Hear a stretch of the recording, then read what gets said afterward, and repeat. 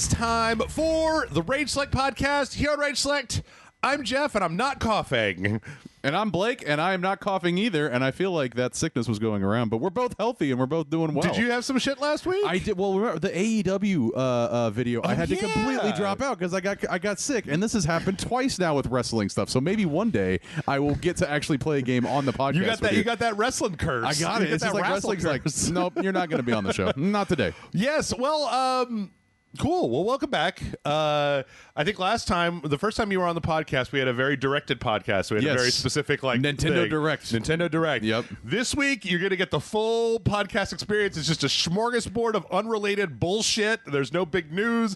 I don't even got a single FTC Microsoft story, which is it's almost something. The training wheels are coming off. Yes. And I'm going to be fully fledged into the podcast. So yes, I am ready. Welcome to the what is that thing when they the Thunderdome? Sure, that works. I was gonna say, you get. I was gonna say indoctrinated, but like no, when you like join a thing and they have the big ceremony and it's like your entrance into the. Oh, you're enshrined or you're. I don't know. My brain is completely. Sure, we're a cult. Yep. Something like that. Yeah. Anyway, before we get to the aforementioned smorgasbord of all kinds of crazy ass news. Blake, what have you been up to? You watch anything cool? You play anything cool? You do anything cool? Yep. So a few things. For those who listened on the last podcast, I had talked about getting into One Piece. I am in chapter 700. Oh, Jesus. Now. So I'm almost back to Gundam. Good God. Almost back to Gundam. Oh, good God. And then Diablo 4 has taken my life for about a week, and so I'm getting ready to put it down for a game we'll be talking about later. So yeah, very excited there. That's what's been going on in my world. What's been going on in your world, Jeff? I was going to watch a bunch of stuff last week. I was going to watch that new Good Omens season, but I was sick, and so I ended up sleeping a lot. But I did watch one thing.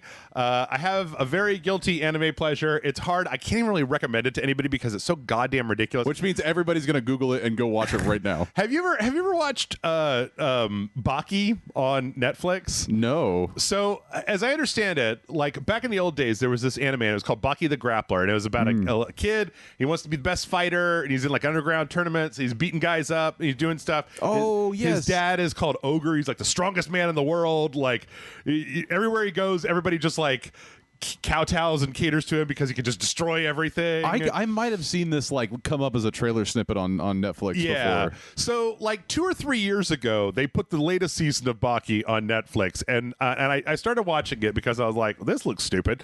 And what it was like a bunch of the world's worst criminals broke out of prison and then came to Tokyo to fight the strongest fighters that were there. So it was like Kung Fu Master versus like Russian inmate who has poison soaked into his hands.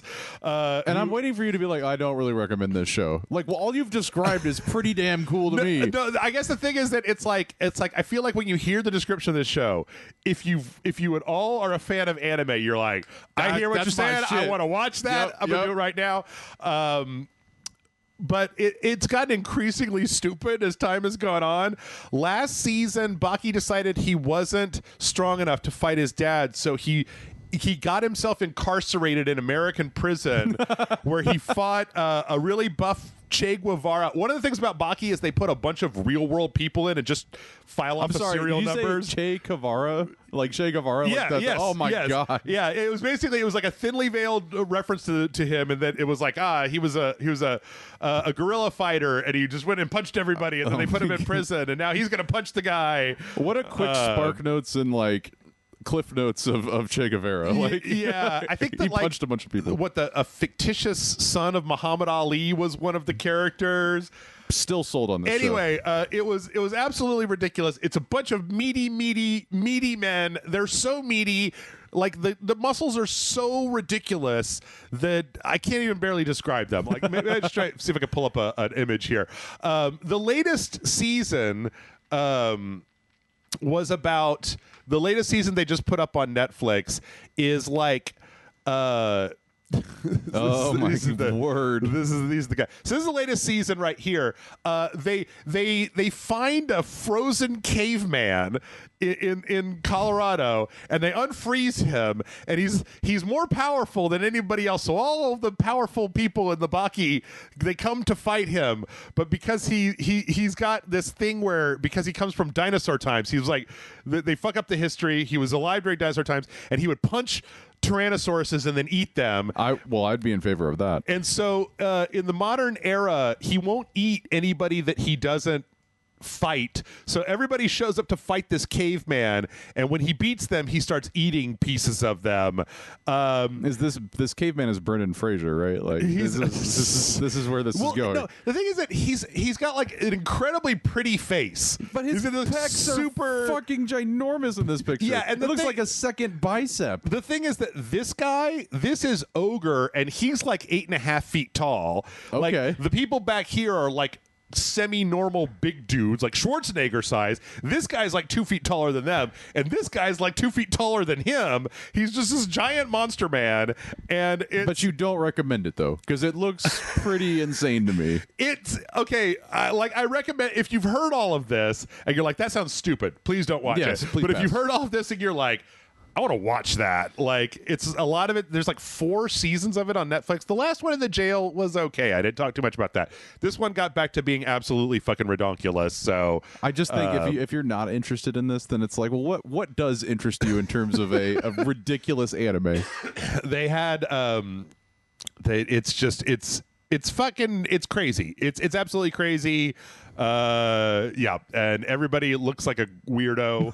They've got like all these like crazy muscles, and they're doing all these crazy muscle things. The one guy's like, oh, I can make a sonic boom if I imagine that my bones aren't solid, but they're actually individual segments that can all snap at the same time, and so I can snap my bone hard enough to do a sonic boom punch. And so they're actually trying to make you believe, or in the story, be like, yo, we can actually do this. This is how we're describing the. It's the same thing in Dragon Ball Z, where it's like the chi, right? You know what I mean? Like, oh yeah, we're gonna pull the chi right out of us, and that's all the Kamehamehas you need. Yep.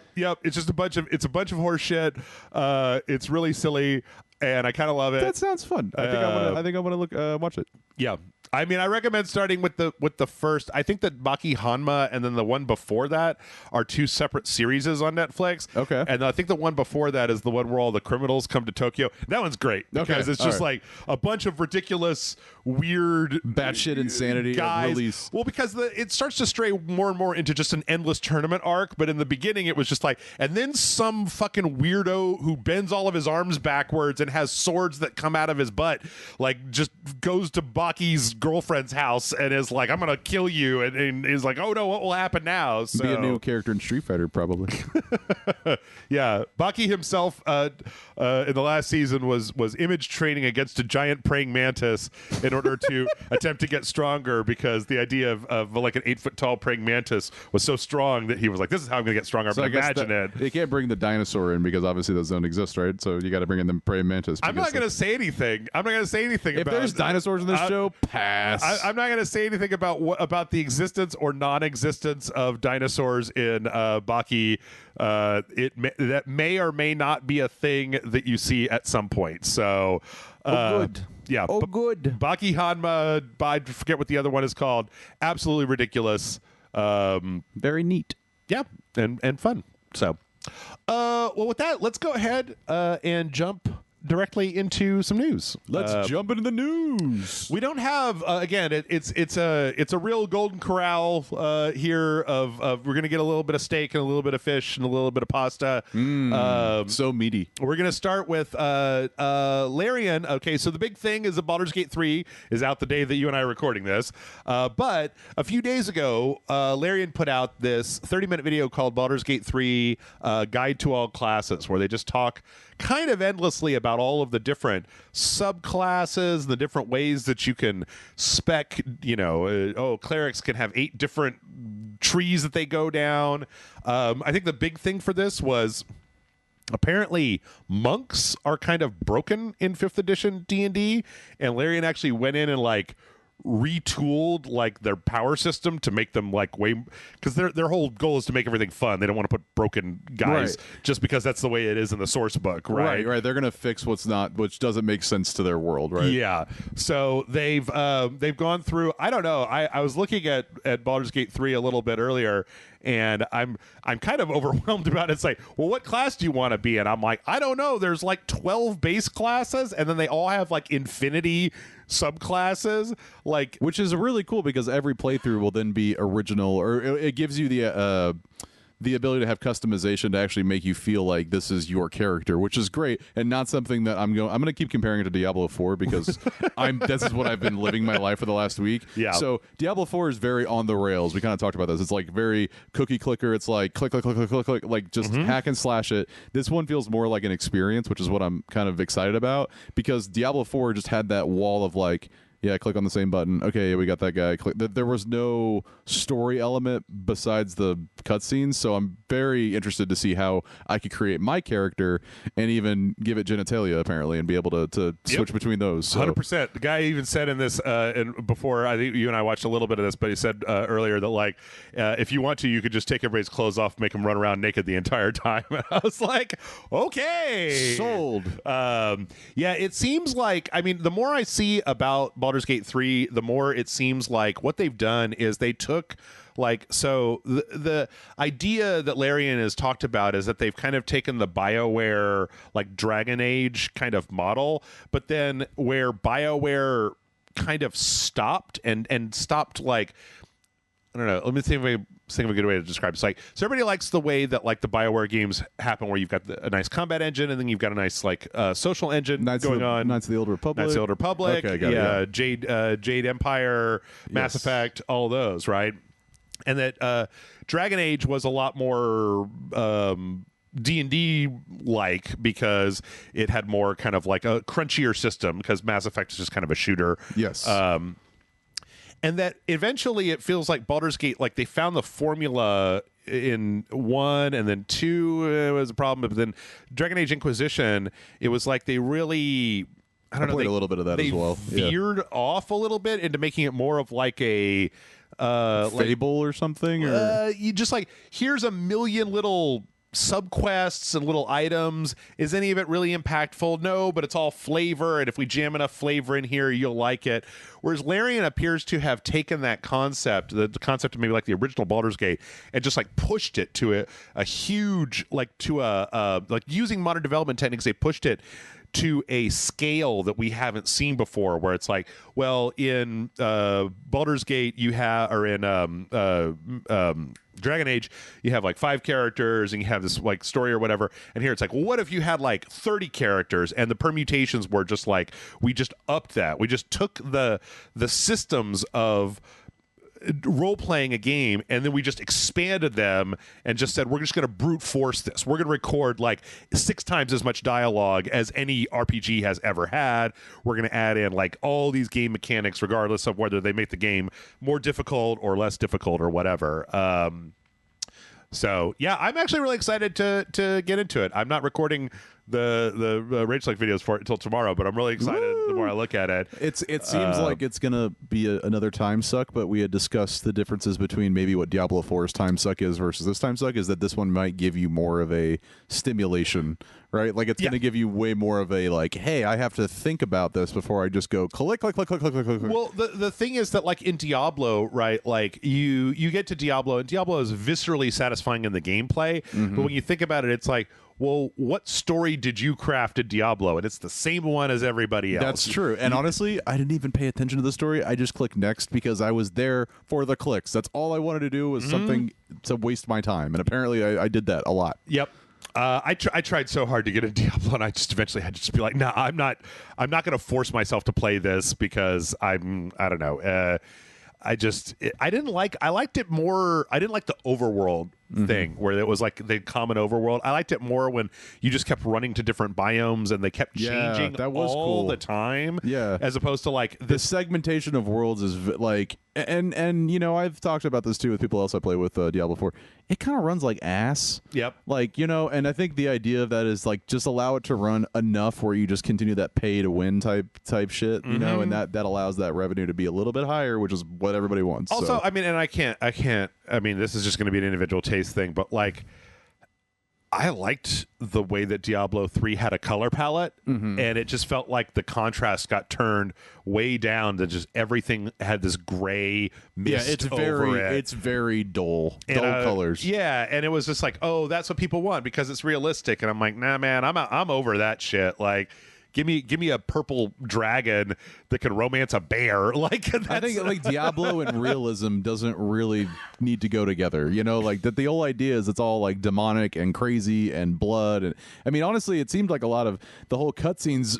You could definitely tell that it was inspired by Hellraiser. Like there are so many different elements. But obviously, going back to Baldur's Gate 3, I'm excited to jump into that to see what that world is going to be like and reintroduce myself to D&D, which I haven't really ever dove into. So yeah, I skipped all of. I'll be getting this one runs on 5th edition, and last time I played D&D it was 3, so I got 2 whole editions. 2 whole editions to jump through.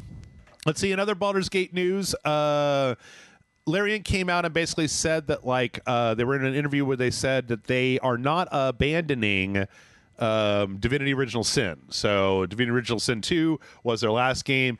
It was funny because it wasn't really on my radar, but the thing is that because when I run RageSelect, a lot of times I'll go to Metacritic and just sort by like, what was the highest scoring thing that happened?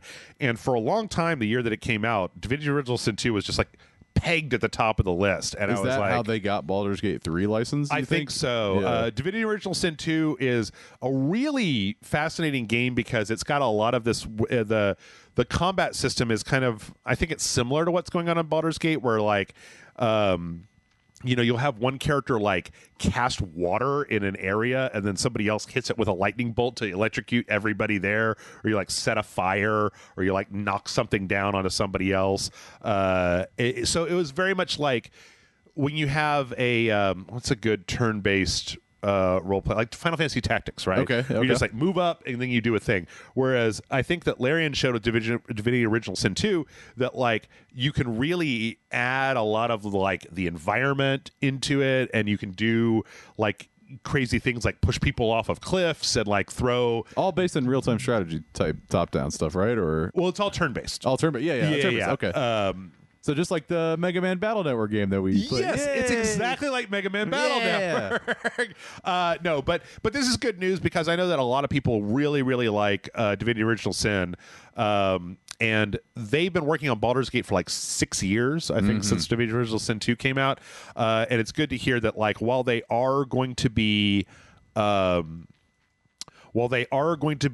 a lot of support for Baldur's Gate 3, like they're doing apparently the people that got preview copies were saying there's like daily bug fixes that are coming in for it, and they're adding stuff. Like Larian is one of those things where it's nice. There's like a handful of corporations out there that make video games where sometimes I get to come on this podcast and be like, what a breath of fresh air. Yeah, they're just like, we want everybody to have fun. We can't abandon our former player base just because we have a new game. That would be disrespectful to the people that invested in the game that we previously like. Wow, Yeah. What a thought process, right? Giving back to the actual players and really just keeping what the promise was. Yep. And Divinity Original Sin is their own fictional universe they've created, and it's really deep. It's really got a lot going on with it. So. Still has some lifespan left. Oh yeah, absolutely. I'm pretty sure what this means is the fact that they're doing post-launch for Baldur's Gate 3. They're going to work on bug fixes. They're going to work on feature implementation. They're going to do some kind of big DLC because, I mean, I don't know what it's going to be like, but from all the buzz I'm hearing, it seems like everybody is excited for Baldur's Gate 3. It's just the genitalia. There's going to be the DLC will be bigger and more genitalia. Yes, the DLC pack of genitalia that you can have, and it'll be sponsored by like Blue Chew or something. Right? Like, yeah. So yeah, they say they're going to get back to it at some point, but they also, this is an interesting thing. They Divinity Original Sin 2, Larian used to be about 150 developers, and in the course of Baldur's Gate 3, that has gone up to 400 and change developers. So there's a good chance that what they'll do is what they did last time, where a small portion of the team will be working on post-launch support, and then that will shrink a little bit over time while a second part of the organization starts working on a new game, and then that expands more and more. It's called allocating and defining your resources correctly. Yeah. Good for them. Yeah. Good company. Now the real question is what about the Xbox? Because right now... No genitalia for the Xbox. Right now, the game is coming out on the PC, or it's out on the PC by the time y'all hear this. The PlayStation 5 version is coming out September 6th. Oh, I know, a whole month away. But the Xbox version is like in limbo. And the reason for that is because the Xbox has the Series X and they have the Series S. And they have this thing where the games have to be able to run. You can't make a game that only runs on the Series X and doesn't run on the Series S. And one of the things that Baldur's Gate has, especially in the console version, is the ability to play split screen, of all things. Like you and your friend can play simultaneously. And the Xbox Series S just is lacking in the hardware that you need to render the game world twice. And so they're working on it. They've got apparently people that are just working really hard on trying to get that one. God, that must be a flipping nightmare, dude. Hey, you got to make sure that this hardware that's definitely not designed to make this work needs to work and not screw the game up. Yeah. It's actually interesting, though, because I think that, like, again, this talks, for me at least, it speaks to why Larian is a good company, even though this is very confusing, is they could very well have just put out a broken version of the Series S version. Like, look at Cyberpunk. It doesn't matter. Right. Yeah. And at this point, gamers are like, whatever, they'll fix it eventually. But they look like they're very much trying to work on it. And that means that the Xbox versions are probably not going to come out until next year, which is... I don't know. The thing is that it's hard to tell, because if you go back to Divinity Original Sin 2, that came out on the PC only. I think it was the same thing where it was in early access and then it came out in a full. And then like a year later, they put out PlayStation 4 and Xbox One edition, or Series Xbox One, editions of that for the console. So it was a thing where they're very focused on getting the PC version out first and then working on the console version. And I think that just because the PS5 is one unified hardware set, it's easier for them to just crank it out in both of those places. Might make a hot take, but it seems like, especially in my world, I am finding less and less reasons to actually have some sort of like physical Xbox. Yeah, because of the Windows or the PC, Windows Xbox for gaming or whatever, Windows for PC, just seems like you can just do everything. If you have a PC, I have a PC and a PS5, don't need an Xbox anymore. Yeah, if you have Game Pass and you've got a good enough PC, that is 100% correct. My Xbox is sitting over on a shelf on its side. I actually thought that was the fridge. I really did. I was like, maybe that's the fridge he's waiting to put up. That is my actual Xbox Series X, and I don't install it because Why? Why would you? When we played when I played Exo Primal, it was on the PC. The stuff that comes out on the PC. So my question then would be for Microsoft is, why even continue to make hardware? I mean, I think that the thing is that I believe that both you and I are. I always have to remember this. I always have to. I'm just literally starting shit in the chat and the comments and be like, oh, now we're gonna do it in wars about PS5 versus Xbox. Well, I think it's more for the fact that RageSelect is a job, and this job pays for me to have all of these consoles. Of course. Like, if I had just a regular ass job and I wanted to get one thing, I would probably. I mean, the Series X is good. It's got backwards compatibility. It's got Game Pass for new games. It's got a lot of stuff. If I didn't have, I only got this PC a couple of years back, but if I didn't have a PC with a 3060, I think actually Baldur's Gate 3 came out in started in early access in late 2020, and I think that when I played it, we played it on my old computer, and I had to jack everything down to medium. It didn't run very well. So if I had my old computer and Exo Primal came out, I would have played it on the Definitely. Series X instead of my computer. So I think it just mainly has to do with the fact of, do you have the resources to invest in, one, a good computer, and then two, multiple consoles? Because I'm with you, where if you have the money for just like a PS5 and then a good PC, you don't need anything more. and a Switch, like even there's already enough things. Yeah, even the Switch is like, depending on the games that you'd like to play, usually your PC and PS5 people are not usually going to have a Switch as well. But Yes. you know. Also, if you have a PC, you can emulate Switch games. But You can't say that. I did it. Come at me. Even though even though that's such a dicey thing at this point that I'm like, I don't know. You should probably just, Switches are not that. They're not that expensive. They're not that big a Well, I deal. say that, but it's also just like the hardware is easy to just get a Switch. Yep. Let's see.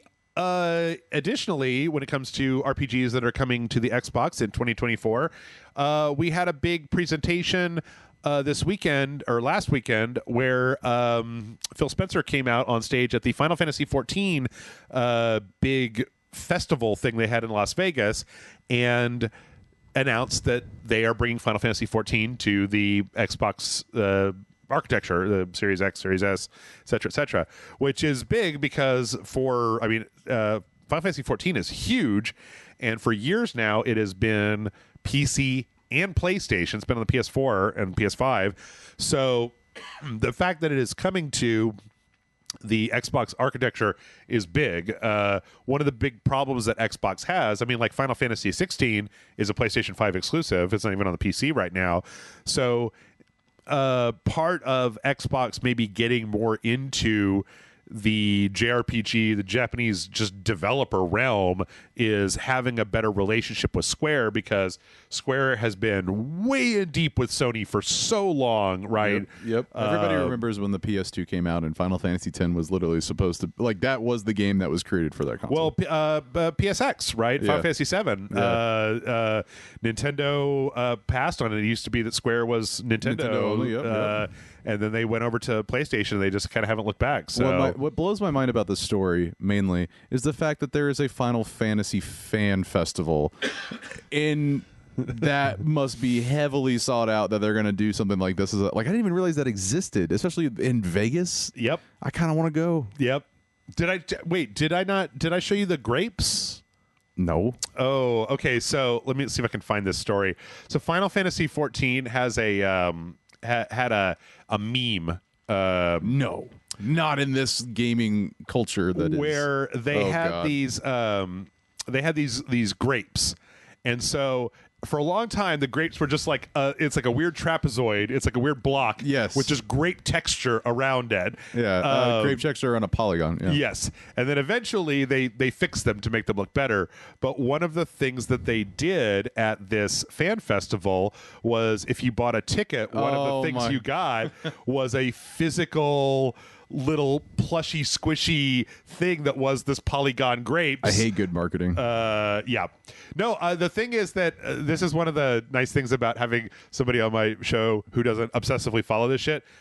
Final Fantasy 14 is enormous. It is huge, and the people that play it are diehard fans. There is one person in my Discord who will not shut the fuck up about it. I'm kind of curious. Maybe it's a game that I might want to play. I don't know. Maybe not. But seems like a hell of a deep dive. I was gonna say. Is it equatable to like a World of Warcraft? I guess is that I've played Final Fantasy games, never the online version. I think it's kind of like World of Warcraft, that it's got a very big story. It's got like a good engaging story, and then it's got a ton of fan service for other Final Fantasy properties and stuff. Yeah, like I think the last expansion was like the Warrior of Light had become like a demon, and so you had to like embrace the eternal darkness in order to take down the Warrior of Light. It was like, that sounds intense. Some kind of crazy thing. Apparently, I was gonna say like, I don't know if it's for you, because apparently it takes 1 million hours to get through. No, it sounds like with Diablo IV. I'm fine with that. You're the guy over here talking about One Piece. Like you touched the One Piece stone. Yeah. You beat Diablo 4. You got the time. I do have the time as of right now.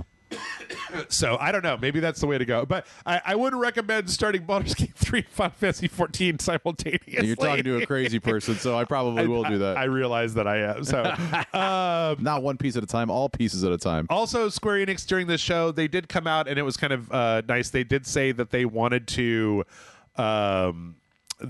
like do better at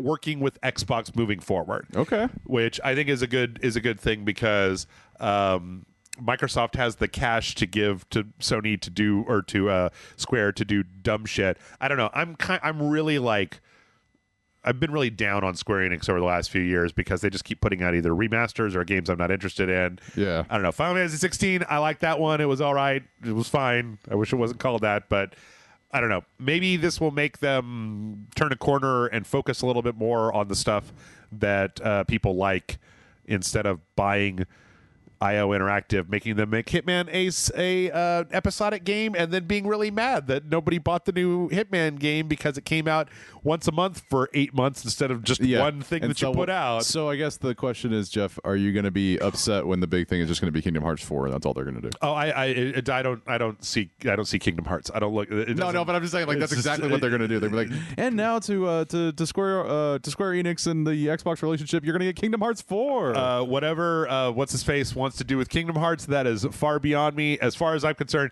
I don't know if this is a little bit of a weird Nomura. Yeah, Nomura. I do not like Nomura. I don't like his bullshit. You don't like a mini Nomura? No. No. Square Enix right now is one of those companies to me that it's just like, you're over there and I don't give a shit. You do whatever you want to. And then if you come out with something and I'm like, that looks kind of interesting. I don't know what kind of reviews did it get. Okay, all right, let me take a look. So it's just a timid type of a feel. I get you. Yes. I'm going to have to see more of Final Fantasy myself to make my own judgment, but interesting. Do you want to see more Final Fantasy? Here, check this out. One of the things that they announced was a new expansion for Final Fantasy XIV called Dawn Trail. That is the latest thing. And this is like they put out the CGI trailer for it. The whole thing is like very... it's like a vacation. It's like an island vacation.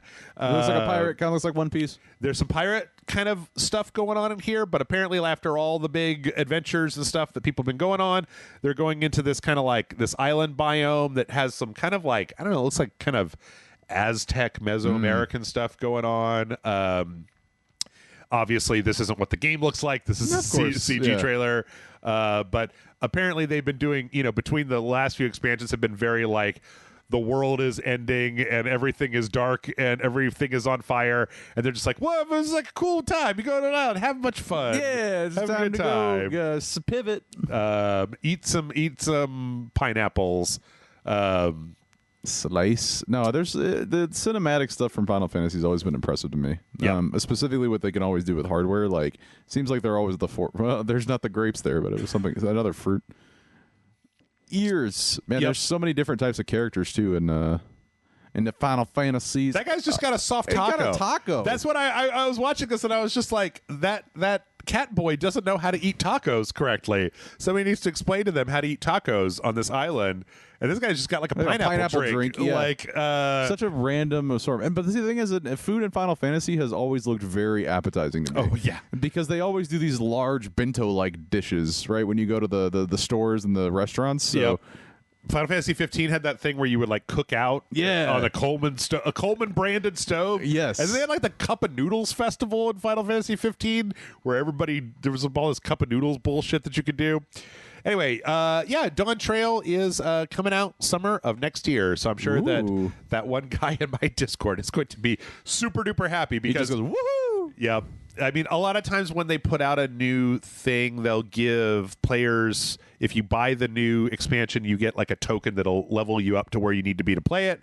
But at this point, it's so goddamn complicated. I think the last time I tried to do that, I was like, okay, I'm level 70. I don't know what the fuck to do with it. Just gave me like 100 powers, and I don't know where to use any of them. It's like their own blockchain. Yes. They're going to give you tokens and Bitcoin to level up your character. Yes. No, don't do that.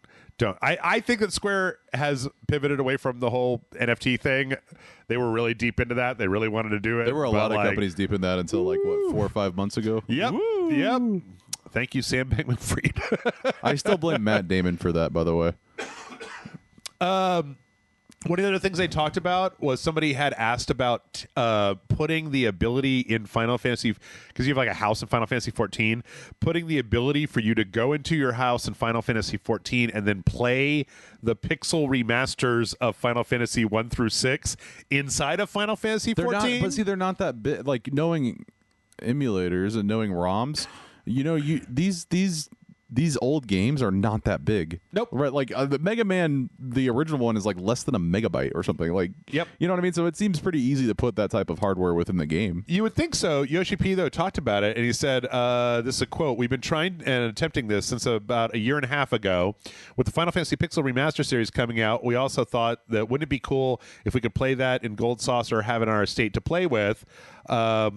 But the problem is that because it's running on a middleware, if you want to implement that into 14, you'd have to build another system that can play the middleware inside of 14. So it's like building a system of a game to play a system of a game inside, and it's a weird That just thing. sounds like an Inception excuse. Well, he basically said, like, I don't know, you guys are fucking nuts. Does somebody think that they could do this? Send me an email with a You'll proposal. have a job. Yeah, I don't know, maybe. To me, that seems like absolutely ridiculous. Well, also because they talked about then, like, if they were able to do that, you would obviously then have to buy those games in Final Fantasy 14 because they can't just give all of the original Final Fantasies away inside of the Final Fantasy that you're playing to Final Fantasy. I don't know why can we allow that? Why because not? they love money. Oh, that's right. Everything's about cooperation here. Yeah, because of the money. So yeah, I don't know. That may be that something seems like a waste of time. Then, like, if you're not going to put it into the game and you got to pay for it, just do that yourself on another system. Well, the thing is that if you're going to pay for Final Fantasy, right, and you're going to be playing it on a system that can play Final Fantasy 14, it already exists. So, like, if you're playing Final Fantasy 14 on the PC, you can open up Steam and buy the pixel remaster of Final Fantasy 6 and play it right now. There's no need to log in, go to your house, and then play Final Fantasy inside of Final Fantasy. They just never want you to leave Final Fantasy. That's the problem. Not even to get out of the shell to go to the kernel level. Nope. You're going to be that stuck. Black Mirror, that 10 million merits, except it's just going to be chocobos. Fucking chocobos and grapes and segmented grapes. Let's see. Speaking of weird hardware, this is actually a really cool story. Microsoft is now selling Xbox controller replacement parts individually. That's right to repair, right? That's probably what more is what's coming with the world of Apple and all these other devices that are refusing at the beginning to allow you to do this. Yes, this reminded me of I actually had an Xbox One controller where one of the shoulder buttons was messed up, and I had to order a third party. This like little rocker thing, and then open it up and replace it. And then I also had joystick drift on my Switch Pro controller. By the way. I think those literally ship with drift. Well, no, it wasn't the Joy-Cons; it was the Pro controller. I got you. I actually have. There's a can of compressed air on my thing, but then next to that is like electronics lubricant. So basically, I had to take it apart and then like lube. For some up. reason, that image in my head strangely went to like, what were you doing with that controller? Nothing. Just one day it was sticky, and I was like, nah. I've got a fucking iFixit kit and a little thing to pop open plastic. And you get that shit done. And I'm not afraid of taking apart shit. And actually, I wanted to say this because Microsoft also put up a bunch of how-to videos on how to do this. It is actually relatively easy to take a controller apart. Oh, it's very easy. I've done it myself a few times, and what really just drives me nuts about it is that I have big ass hands and they're tiny little parts. Yep. That's it. Yep. Just like making a Gundam in a model. Yep. Tiny little parts that snap into place. But yeah, the fact that you can go onto Microsoft's website and buy a whole set of button replacements or some even of the PCB boards. No, get out of here.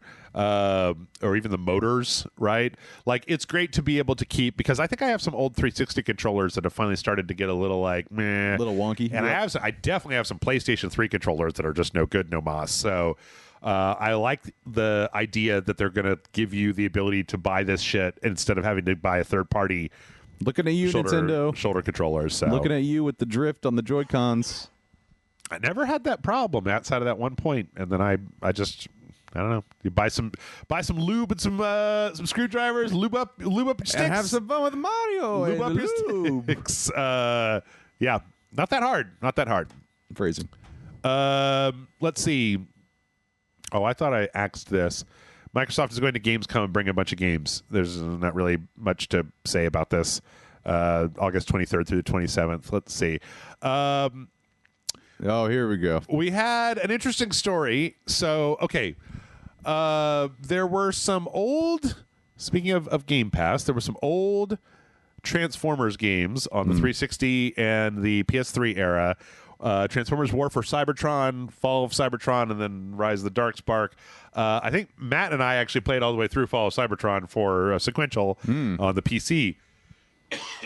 But these were Activision games, and Hasbro just recently they came out with, let's see if I can find, they came out with a series of Transformers. It was Bumblebee, what was that, Barricade, Barricade, yeah, and Optimus Prime, that are based on how they looked in the War for Cybertron games. So they transformed into the very futuristic. Did that piss Hasbro off? No, Hasbro made these. Okay, got it. So when they were interviewed, they were talked about, well, does this mean that we're going to get like a remaster of like those games, or are they going to be put on Game Pass? And Hasbro was like, well, since Microsoft is buying Activision and Activision owns the right to this, it's like, oh, we'd love to see these go on to Game Pass, give a whole new generation the ability to check out these old games that are fun. But, you know, the problem is that Activision doesn't even know where the fucking code for these games are. Oh, no. We were supposed to get some models, and they didn't send them to us. They just sent us concept art. And so we had to install the games on an old computer and look at the models in order to make the masters that were these Transformers. So, yeah, I don't know. Probably won't happen because Activision doesn't know where anything is. All the source code, all the fucking content that was related to the games, they don't have anymore besides concept art. The funniest thing is then what happened next was fucking Lulu Cheng Mezerevi, who is this like she's this corporate communications woman from Activision who's like a hawk on negative press that will just literally swoop in and be like, no, you're wrong. She's very I'm trying to think of the way to say this. She's very sharp. She reminds me of like the people that are communications in a corporation, yes, that also like kind of know how to work Twitter by just being very inflammatory, that are just like, oh, when the Activision Blizzard or the Activision Microsoft deal was doing a thing, every time there was pushback, she would be on Twitter fucking like at FTC, oh, I see that you let Fox merge with fucking Buffalo Wild Wings, and yet we can't do this. Like, I thought this was America. So she came out and basically just said like, no, we didn't lose the code. We have it. It's fine. Like, this is just, you guys wrote all these articles saying like Activision doesn't even know where the Transformers game is. And like, but no, maybe that was the point of the article. It'd be like, draw them out. Yeah. Draw them out. Yeah, and then Hasbro had to walk that shit back because, they are a corporation. They're not like... Yeah, they don't want to go to war with Activision. They're not me. Yeah. They're not going to argue with somebody on Twitter. They were just like, oh, yeah, we did. And so what I think happened here was that Hasbro asked them for this game, and they were like, we're in the middle of a fucking acquisition, a $69 billion acquisition. Acquisition for the Activision. Yeah. Like, nerds... Go away. Yeah. Here's some concept art. Fuck off. And they're like, I legitimately probably think that they were like, we need this, and that. And they're like, I searched files, found this. Here you go. Yeah. Can we get more? And it's like, don't have the time. Those nerds are asking me about Optimus Prime. Optimus Prime? We're in court today. Like, fuck those guys. So I think that's what happened. Hilarious comes in. They're like, we'll take over. Yeah. Which those, I have a copy of that game on the PC. It still runs all right. Like, there's a very good possibility that they could put that shit out. In fact, I think this is what a lot of people hope is going to happen with the Activision acquisition, is that like old games like this that are just kind of in the wind, in the flux, yeah. Because Activision only cares about Call of Duty right now. Microsoft will be like, hey, give us some old games for Game Pass. We want to put them on Game Pass to make people buy Game Pass, and they'll be like, and then all everybody benefits, right? Yes. So, oh my goodness, I am coughing. I said I wasn't going to, and then I did. Oh, the curse has hit you. Yep. Let's see. In other Activision news, Activision is being very coy with the reveal of the next Modern Warfare game of this year's Call of Duty. The fact that it is now August and it's like we have not had the announcement of what this year's Call of Duty is going to be, which will come out in like October, November. Whoa. Why? Well, I guess they know that it's going to sell. It doesn't matter. Yeah, that's kind of the thing, is that they don't really have to do much work. It's like, putting on a wrestling event where it's like, do you have to promote it? Yeah. Not really. You've got 1,000 slathering fans that are just like, where is it? Give it to me. But I guess WrestleMania, coming together in the last month, maybe. But usually you would have some sort of like indication that there's some like what is brewing, right? Well, the Call of Duty Twitter has been very coy. Like I think it was last week or the week before, we had a should story. be very cod, Jeff, not coy. Where they said like that the unlocks from Modern Warfare 2 are going to carry over. Oh wow, which is a brand new. That's a very interesting idea of like, hey, you spent money on this and spent time. Maybe we'll give you some of that back. Yep. But then recently, they basically said, like, what was the thing here? Yeah. So we're all been waiting to hear about Call of Duty, and they tweeted, they said, like, drop into Call of Duty Warzone to experience the worldwide reveal of Call of Duty 2023 in a limited time event. I'm sorry. You have to drop into the Warzone and actually while you're in game trying to win the game. Yep. Oh, now you can see the teaser of the new Call. Fuck that. That's so stupid. Well, they got to find a way to get people to log into Warzone. Well, Nobody wants to log into Warzone. All they're doing is they're like, oh, you remember when Fortnite did the that Star Wars, or just like any other concert shit that they did, where it's like go into the game and you'll see a giant version of this artist doing it. It's just like, what? Just put it on YouTube. What is wrong with you? I mean, the thing is that it's going to be on YouTube anyway. Yeah, so like what is the point of making people go into war? Like I guarantee the people in Warzone that day will not be logging in for this, and they're going to be completely like, what the fuck is going on? I think that this is evidence. I mean, both this and like we were talking about with Blizzard, with Activision Blizzard, is that these fucking that company, Activision Blizzard King, they are thirsty for cash. Yes, there is no amount of cash that is enough cash for those motherfuckers. Their game Diablo 4 is click, click, click, click, click, click, click. Like just literally like every time you click, that's just money. You know what I mean? Like that's literally, they're probably doing that charge per click. Yep. So yeah, somebody will have to log into Warzone and tell me what happened, because I sure as fuck am not going to log into War. I don't even care about Modern Warfare 3, let alone logging into Warzone to see the worldwide teaser reveal that will be up on their YouTube video like the day after it happens. So. I was always a PUBG guy, and I just liked playing that game to watch other people win because I was not good at it. So I don't have any time for the Warzone. Fair enough. No time. Yeah. Let's see. From there, we have some more Activision news. We have a Diablo story. Oh, let me sit up here. So part of the Season of the Malignant, which is the Diablo 4 season, the battle pass, the right? Season pass, yes. So you go through the season pass and you get this like currency that you can use to put into blessings that give you a variety of different. I believe they're called murmurs or something. Or the way I've seen them is urns yes. of malignance, urn of bargaining, urn of aggression. Okay. Yes.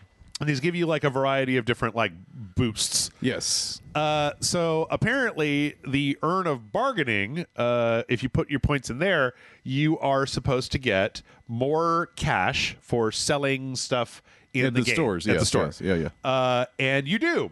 But one streamer found that the other thing that happens, because Activision Blizzard is full of numbnuts jerk-offs who cannot help themselves, or maybe they can. I don't even know how this fucking happens. So when you put your points into there, you get more money from the store. However, the cost of, what is it, like transmogs or something? Oh, like, yes, where you're actually upgrading your equipment and putting like the occultist. Yes. Let's see, the occultist, where you shift stuff like legendary, like when you have to like upgrade your gear or go from legendary to legendary, like you can destroy legendary gear and then build it, put it more other legendary gear. Right. Yeah. The cost to do that goes up. What a dick. And and that's not in the subtext, I'm sure. Oh no. And also the cost of repair for your equipment goes up when you have this. So it's why would anybody do the bargaining one then? I think that this might be a bug, but it's just like the problem that I keep having is like, guys, I keep for like 3 years now. It's been like, Blizzard, if this is a bug, you guys should have really triple checked this. Q&A. You cannot have these stories coming out every single week about how you're nickel and diming people who just want to play a video game, who just want to fucking like defeat the Lilith, right? Like they just want to go kill that lady and they lean forward, they look at you, they go to the side and go, yeah, but look at all of our revenue, right? It doesn't matter. It doesn't matter, Jeff. We don't care about our players and audience. Fuck it. You know what? That is a very good counter argument because no, it's a fair argument, but it's also the wrong approach. Game companies. Well, the thing is that like, if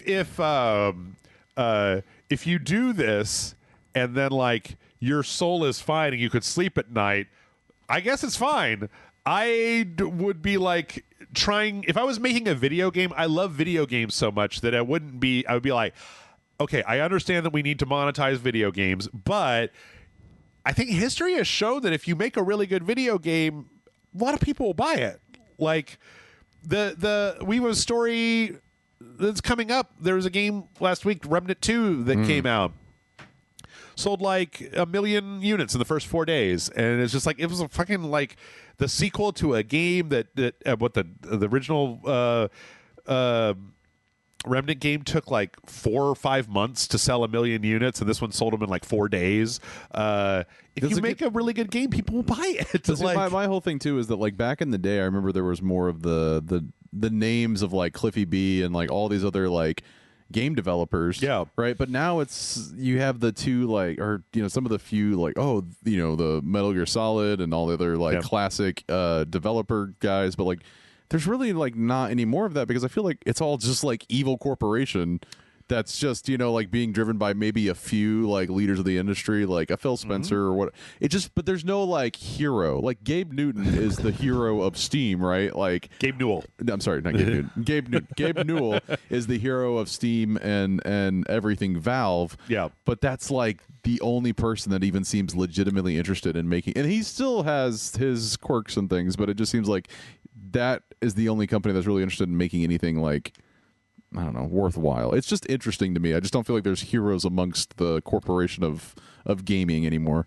I think there are a few left, but you might not run into them because they're very niche, right? Yeah, so like Yoshi P is the guy that made Final Fantasy 14. He also made the new Final Fantasy 16. So we're like, the independent thing now is like, you always like, no corporation, you just run your own game and company, right? Like that's kind of like where those heroes are gone, I mean, right? those were from Square, right? So he was like a developer inside of Square. But I think that there's still a few of those left. Kojima obviously is a noticeable name. I'm trying to think. There's a few folks left in the American gaming industry that are kind of like that. But it is true, and I kind of think that it's good to move away from the whole auteur thing, because it was never like Kojima was writing all of Metal Gear himself. Right. It was more of just the person that was the most. It was the creator or the person that was in the lead. But yes, there's always more to the flavor of who's making these games and who's really the innovators. And a lot of times it's a flavor. Like, because if you don't have the right development team, the marketing team, and the overall coding team, it doesn't happen. True. It doesn't put it together. Let's see.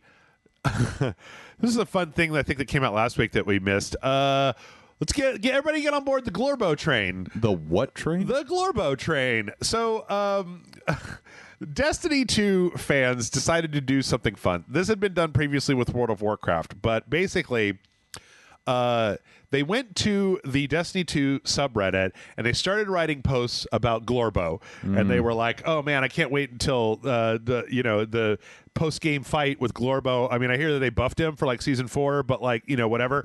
And so they started writing these incredibly creating lore, fictitious things in order to goad websites that are using AI to scrape Reddit to write stories into writing Glorbo stories, and they got about a half dozen websites to write that generated like, that's fucking brilliant, like everything you need to know about Glorbo for Destiny 2, and it's like, that's not a fucking thing. That's awesome. So now we are confusing AI. This is amazing. Yes, I for one think this is great. I think that we have reached so the thing is that I'm not a big fan of when people dick with other people. Sure. You know, but like AI don't got no feelings. Right. Dick with that AI all you want. Like confuse it, spin it around in a circle. Challenge like, their infrastructure to not look like morons because this is what they're doing this purposefully. Well, So, plus it means that either the AI has to get better or else like you goddamn better hope that you don't get glorboed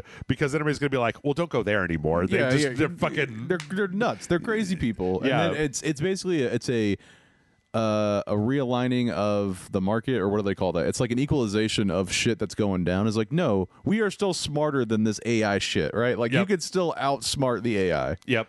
It was like when there was there was one of the not DeviantArt, but it was a site like DeviantArt where people were putting their stuff up and everybody was changing their pictures to be this like red thing, no AI, in order to get when AI scraped the art to have that no AI thing start to show up in pieces in generative art. And that's it's awesome. Like, great. Yeah, great. We figured out your shit. I am not as down on AI, but again, I think that this is great. I also am never going to be like, yes, please fuck with it. Fuck with the AIs as hard as we can. True. AIs have to get better for them to be actually useful. Yep. Let's see. In some PlayStation news, PlayStation 5 has a new beta update that will support larger M.2 SSD drives. So they're actually encouraging you to pop open your device now and do these. It's very easy. These plates aren't even screwed on. They just click out and the SSD is just in a little So it's because back in the day you undo the shell, you completely void the warranty, right? None no more. Not no more. Nice. Sony sells replacement shell cases. parts. Okay. Yeah. In fact, I those ones that I have on mine are custom. They're from D-Brand. They're black, right? Nice. Yeah, it comes that's white true. by Yeah. default. So I just thought you were really cool and painted your PS5 or just got like, I was like, damn, dude, all right. paint. I didn't know we got time for that. Yeah, I don't know. Spray paint. It was really sad because last week Michael was trying to get. They put out the Spider-Man 2. So the cool thing about it was they put out a Spider-Man 2 themed PS5, but they also for $60 would just sell you the plates. I see. So you could just buy them. You could buy the controller and the plates. And it would like, be I don't need the PS5 again, right? Like, yeah, I've got a PS5. I don't need another one. Yeah. So yeah, they've got an update to the PS5.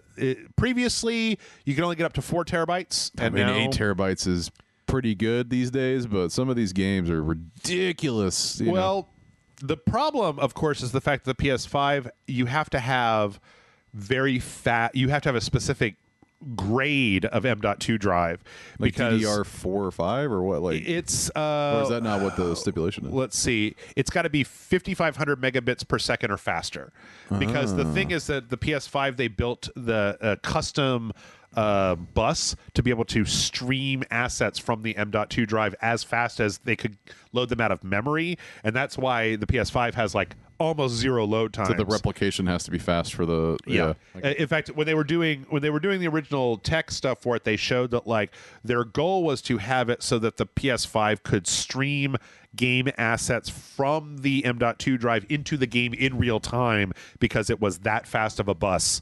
So the problem here is that you can't just put any 8 terabyte SSD, and the ones that are fast enough to do this are currently about $1,000. They show some of the ones right now.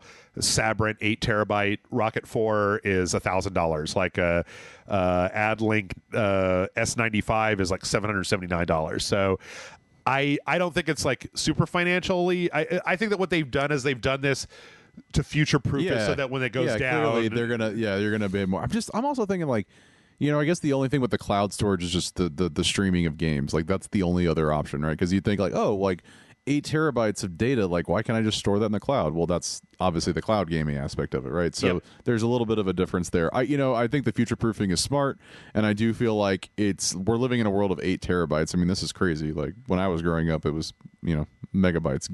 Gigs were fucking huge, right? Like yep. I don't know. See, I go at it from the other direction where I pay for incredibly fast internet. So like, oh, you bastard! Downloading like Baldur's Gate 3 was like 120 gigs, and it took like 45 minutes, I think, to install. And I'm like, so nice. So nice. I don't need more hard drive space because I just delete whatever and then install, and it takes like 45 minutes to install. So that's cool. I have to like say, all right, cool, I want to play this game next week, so I got to start now. Yeah, I feel really bad. Like, but I also upload a shitload of videos to YouTube, like I do streaming like to other people. You like, use your bandwidth. Don't you feel bad about it? I spend like $120 a month on fucking internet, but it's like necessary. So, but the other thing, there's another part to this that I think a lot of people are going to be happy about with this patch to the PS5, and that is that you could turn off this. You can turn off the beep that it makes when you load it up and when you shut it down. I actually have had a PlayStation long enough that the beep no longer... It doesn't bother me. Like, I don't hear it. But it did make me remember that the PS3 had that same beep when you turned it on, but the PS4 had a little... It had a little, like, chime. Like the way that the Xbox, when you hit it, has a little Xbox chime that happens. Boom. Whereas this one's just like, beep! Like, just... it's very hospital-esque. Yeah, very smoke alarm. Batteries are going out. But hilariously, have they fixed the idea that the controller light will never turn off?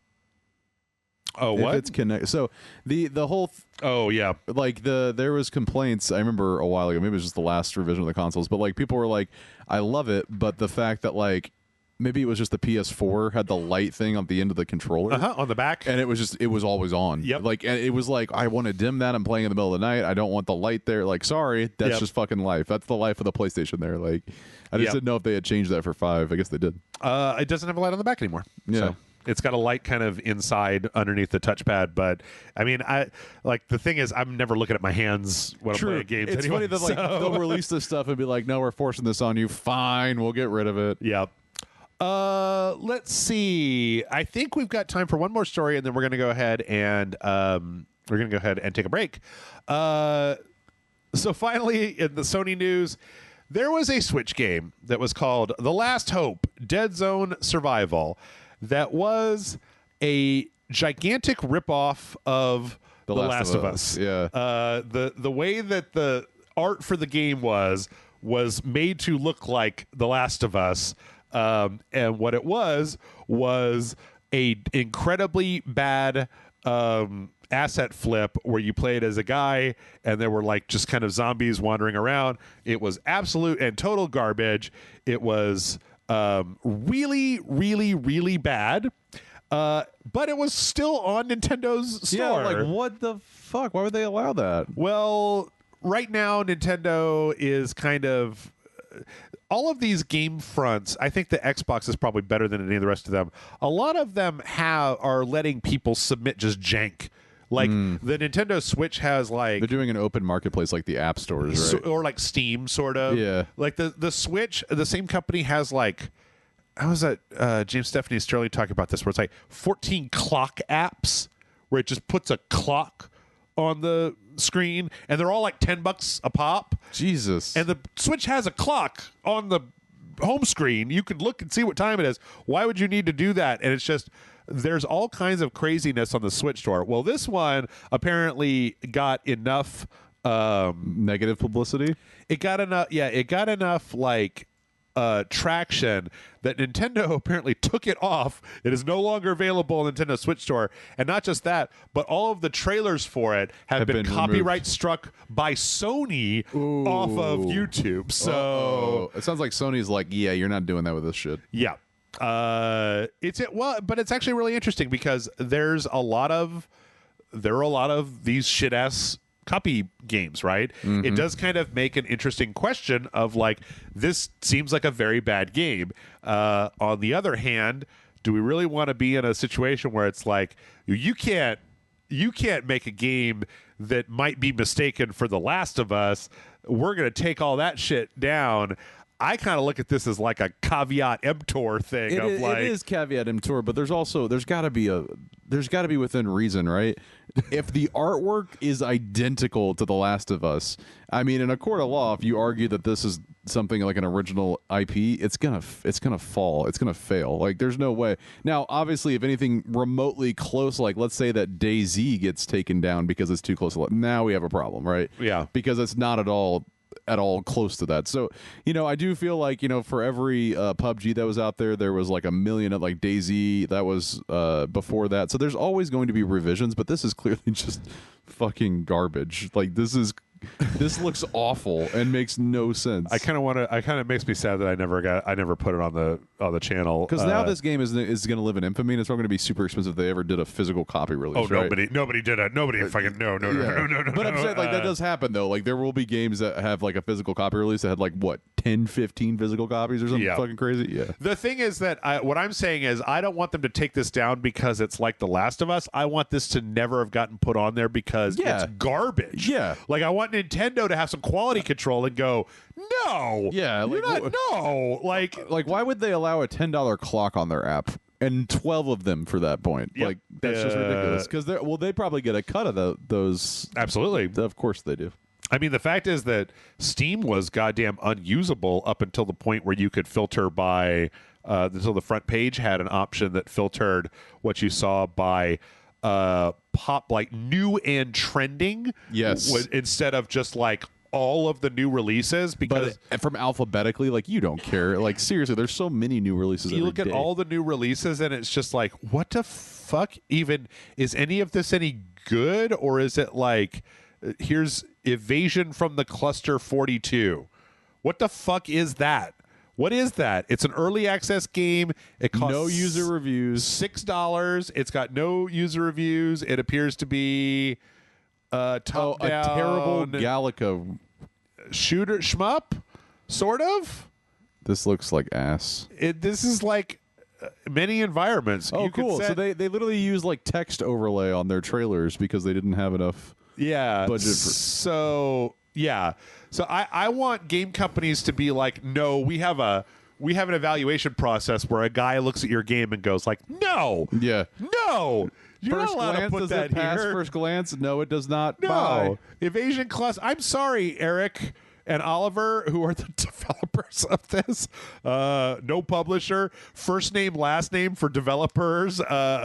Like, keep going. It's okay, but the point remains that you're not the only game to be called out. Here's a game called Cool Lady. This is a memory game with several levels of difficulty and beautiful arts, and it appears to just be pornography. Nice. See, this is the games that we need more of. It's just a memory game where, and they don't even put anything on the squares. They're solid colors. Yeah. Like, you match the two red squares, and then when you get done, actually, I don't even know if this counts as pornogaphy. It just appears to be. Okay, no, there it is. Okay, oh, yeah, all right. There's some naked ladies in here. Okay, but Match Game is more fun, I guess. Calling it Cool Lady. Oh, there's DLC too. $1.60, and there's $5 worth of DLC where you can get a more naked ladies, art book, soundtrack, and the game, as well as a bundle where you can get all three games. Yep. Little did the audience know this is actually your sponsors for this episode. Yes. Yes.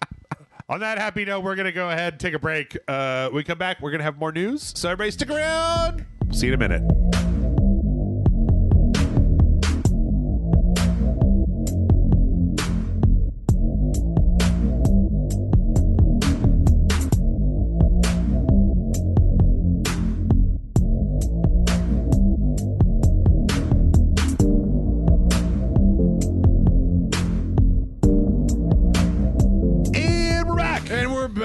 And we got more news. Let me just see how much news. Oh, we got news. We got news. I hope you people want news because we're giving you the news. We got a lot of news. We got a lot of news and stuff left to go. So one of the things I almost took this one off the list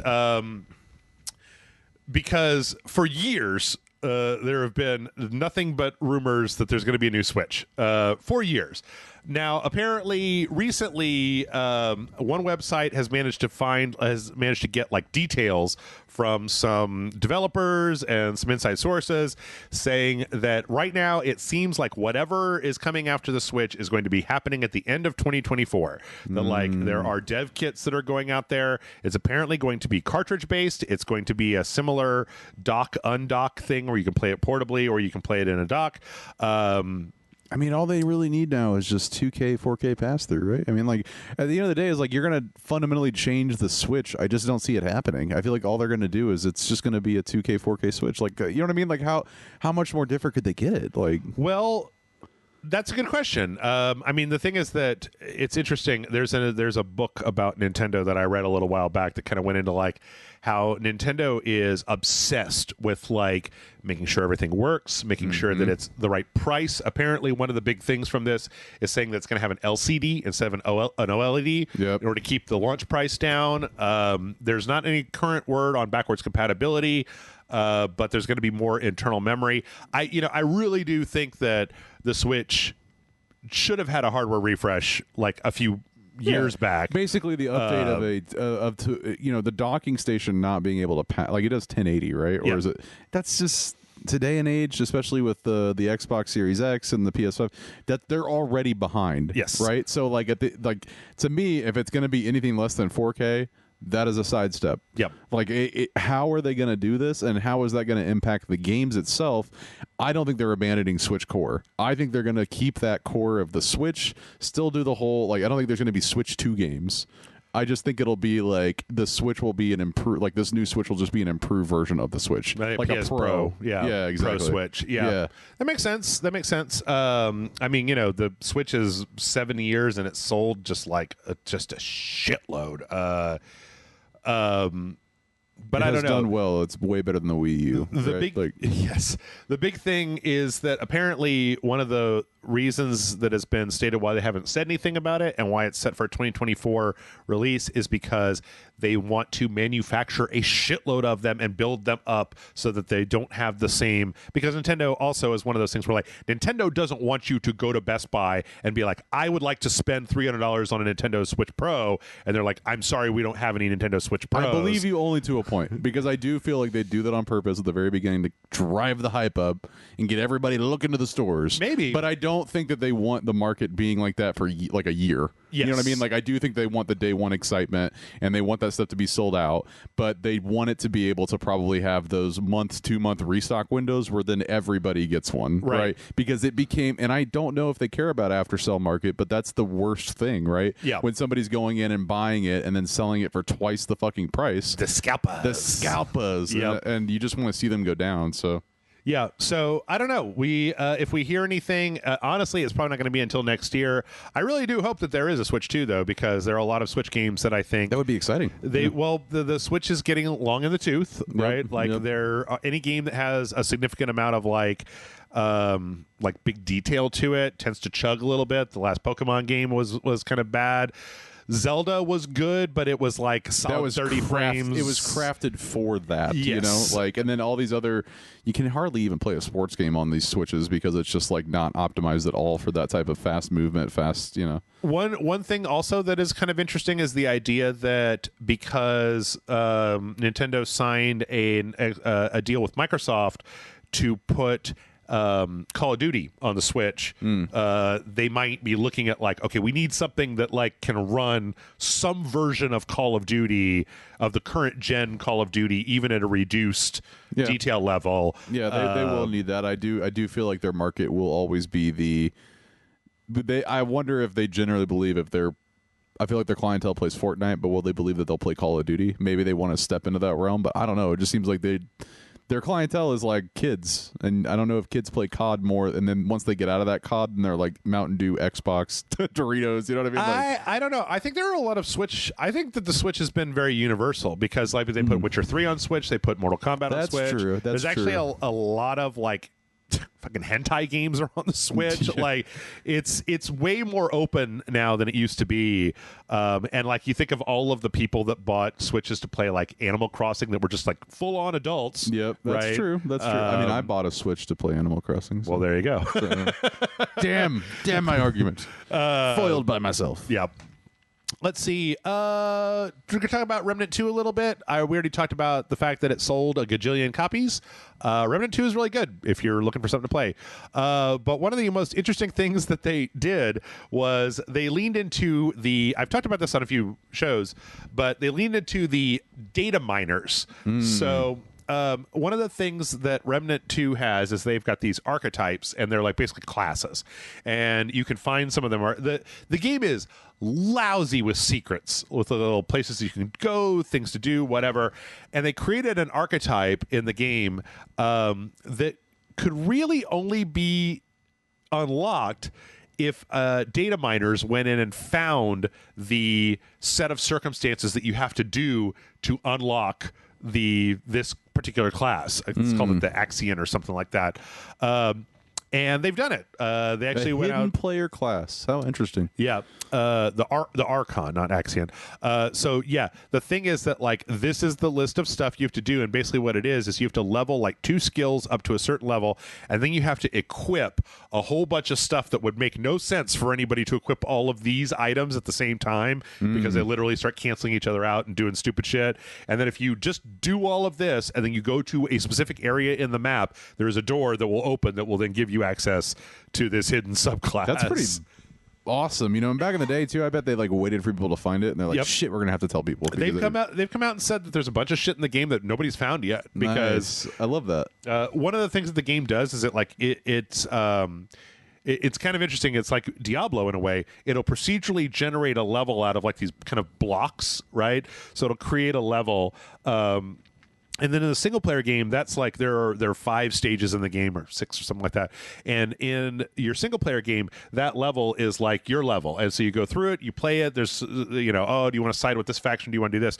But then there's like an arcade mode, like an adventure mode, where you can re-roll any of those levels, and they're so different that they'll literally be different primary quests that you would never see unless you went through and re-rolled the same level until you get like a certain map tile set in order to go through and get it. So it's a really interesting game. It's very creative. It's a really interesting way to do this sort of thing. So good for the Remnant 2, man. Getting those 1 million copies in 4 days. Yep. Good. Yep. Gunfire's got themselves a hit.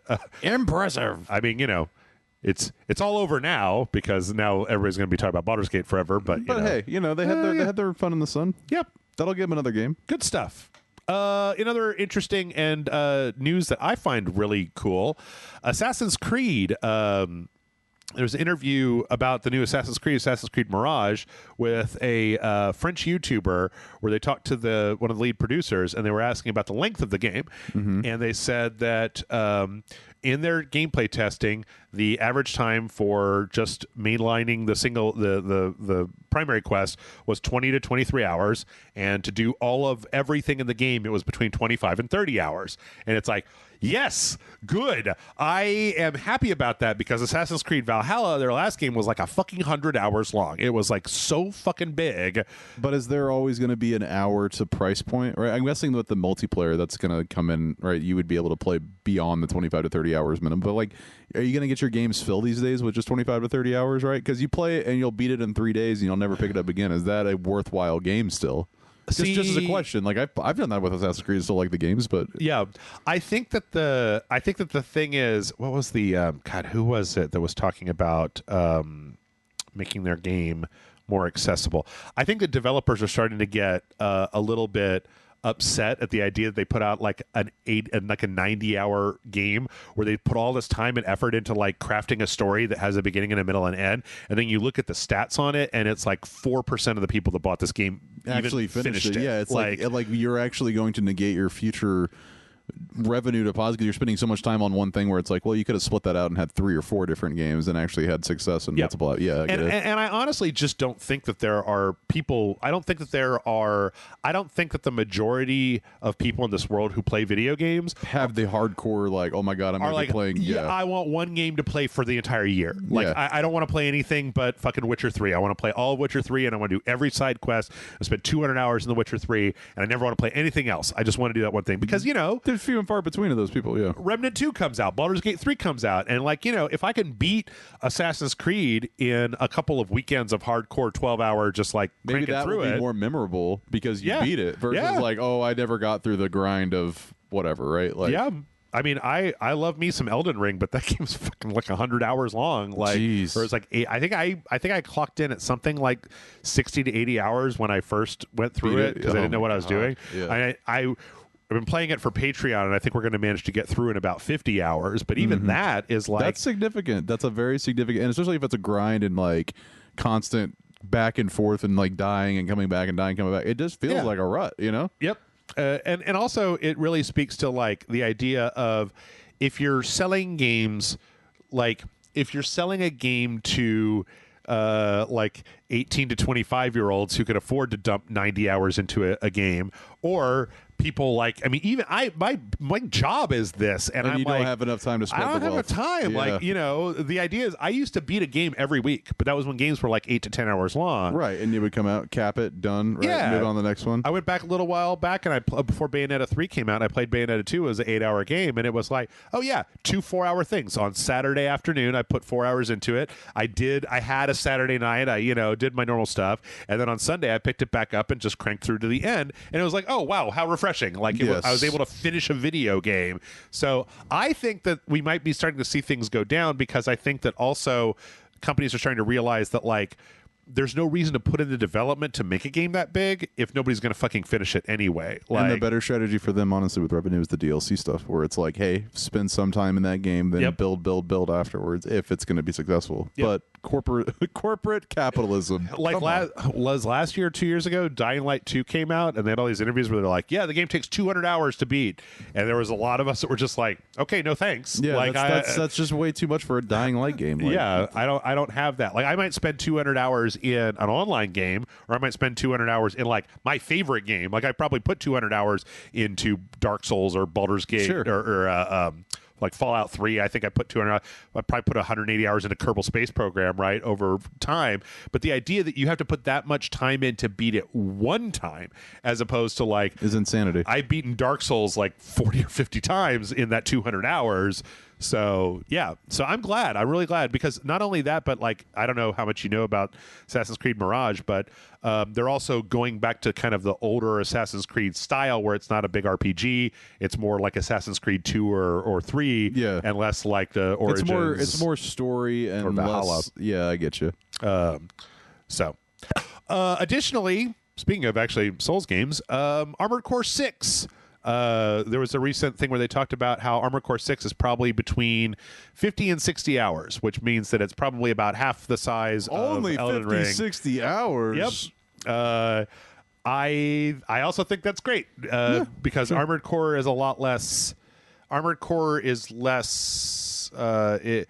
It's easy to get through it, but then part of the challenge of those games, as far as I can tell, I've never really been big into them, is replaying missions to get an S rank. So you go back and you reconfigure your mech to try to get the best, rank score of that round or whatever. Yeah. And then there's a lot of like replaying the game in order to get different endings and stuff like that. So it seems like they're gearing it more towards the idea that you're going to spend more time replaying the game than just having like one giant slog. Yes. So replayability. Yep. Cannot wait. I do not. I fucking. The game comes out this month. So damn. Wait, late August. Yeah. It's this month. Yeah, this month. So crazy. Let's see. In other news, last week we found out that Nickelodeon is making an All-Star Brawl 2. So, and this was successful because it was a rival to Smash Brothers, and it wasn't it wasn't bad, right? The first one, like I heard some good things about it, right? Or am I thinking of a different Brawl game that came out? Oh no, you're probably thinking of the right one. I fucking hated the first one because I didn't like the combat system. It didn't have combos. Like you couldn't really do combos. You could just kind of do the same attack over and over again. Also, when it first launched, they didn't have like voice lines for any of the characters. They didn't have like barks and stuff. They were very much plain Jane in it. Yeah. Now it looks like they're looking to really fix a lot of that stuff and double down. This one's supposed to have a single player campaign that's a roguelike, for fuck's sake, apparently. That's a little weird. But one of the big things that happened is last week we got the reveal and they showed, what was it, like Squidward and Jimmy Neutron and one of the Danny Phantom villains. But there was a very brief upload onto Amazon of the character page of the other. Wow. Yeah, of like a splash screen that had a whole bunch of characters on it. So we got to find out some new characters. Ren and Stimpy? I think they were in the first game, okay. as near as I can tell. So the ones that we didn't know that were kind of revealed were Azula from Avatar, Gerald from Hey Arnold, Plankton from SpongeBob, Grandma Gertie from Hey Arnold, Ember from Danny Phantom, and Norbert and Daggett. Yep, and then El Tigre from El Tigre: The Adventures of Manny Rivera. I don't know what any of that is. Additionally, these are the ones that we already relatively knew about. Donatello and Raphael from Ninja Turtles, Jimmy Neutron, Squidward, Vlad Plasmus. And then these are the first game, characters that are coming back. So Aang, April O'Neil, Danny Phantom Garfield, Jenny from My Life's Teenage Robot, Cora, Lucy Loud, Nigel Thornberry, Patrick, Ren, Stimpy, Reptar, Rocco, SpongeBob, and Invader Zim. And then these are the ones that may not be there because they're not on the list. So these are characters that were in the first game that are not. Interesting. So why did they get rid of Leonardo and Michelangelo? That don't make no sense. I don't know. They get two other Ninja Turtles. And Shredder. Yep, and Shredder. So Cat Dog, Helga, Hugh, Neutron, Leonardo Michelangelo, Oblina, Powder Toast Man, Sandy from SpongeBob, Shredder, Toph from Avatar, and Lincoln Loud from The Loud House. Or Toph. I don't remember how to say that. But anyway, yeah, I mean, it seems like Nickelodeon has so many characters that it seems like this should be a no-brainer. Yeah, they got a lot of different IPs they should pick with. But yes, I'm just curious to see if a Smash Brothers rival will ever exist. Like just like Mario Kart, you had Crash Bandicoot Racing, which was somewhat successful. You have all these other clone-like things with other IPs, but I still find that stuff to be fun. Like I just think it's fun to put a bunch of characters that exist in this like specific IP world, and this is the first time that they're going to battle. Like seeing Leonardo slice up SpongeBob is just funny to me. Yeah. I wish it was a little bit. I wish it was a little bit more violent, personally, but I get why it's not. All right, so we got some other fighting game news. Let's see here. Rearrange some of these. Okay. Tekken 8 had a network test, and data miners got in there and found a roster that was a lot larger than what was there. Apparently, in the network test, they had Jin Kazama, Jun Kazama, Suka Kazama, Huorang, Leroy Smith, and a few others. But then they found 6 unannounced characters: Shaheen, Raven, Zafina, Yoshimitsu, Steve, and Elisa.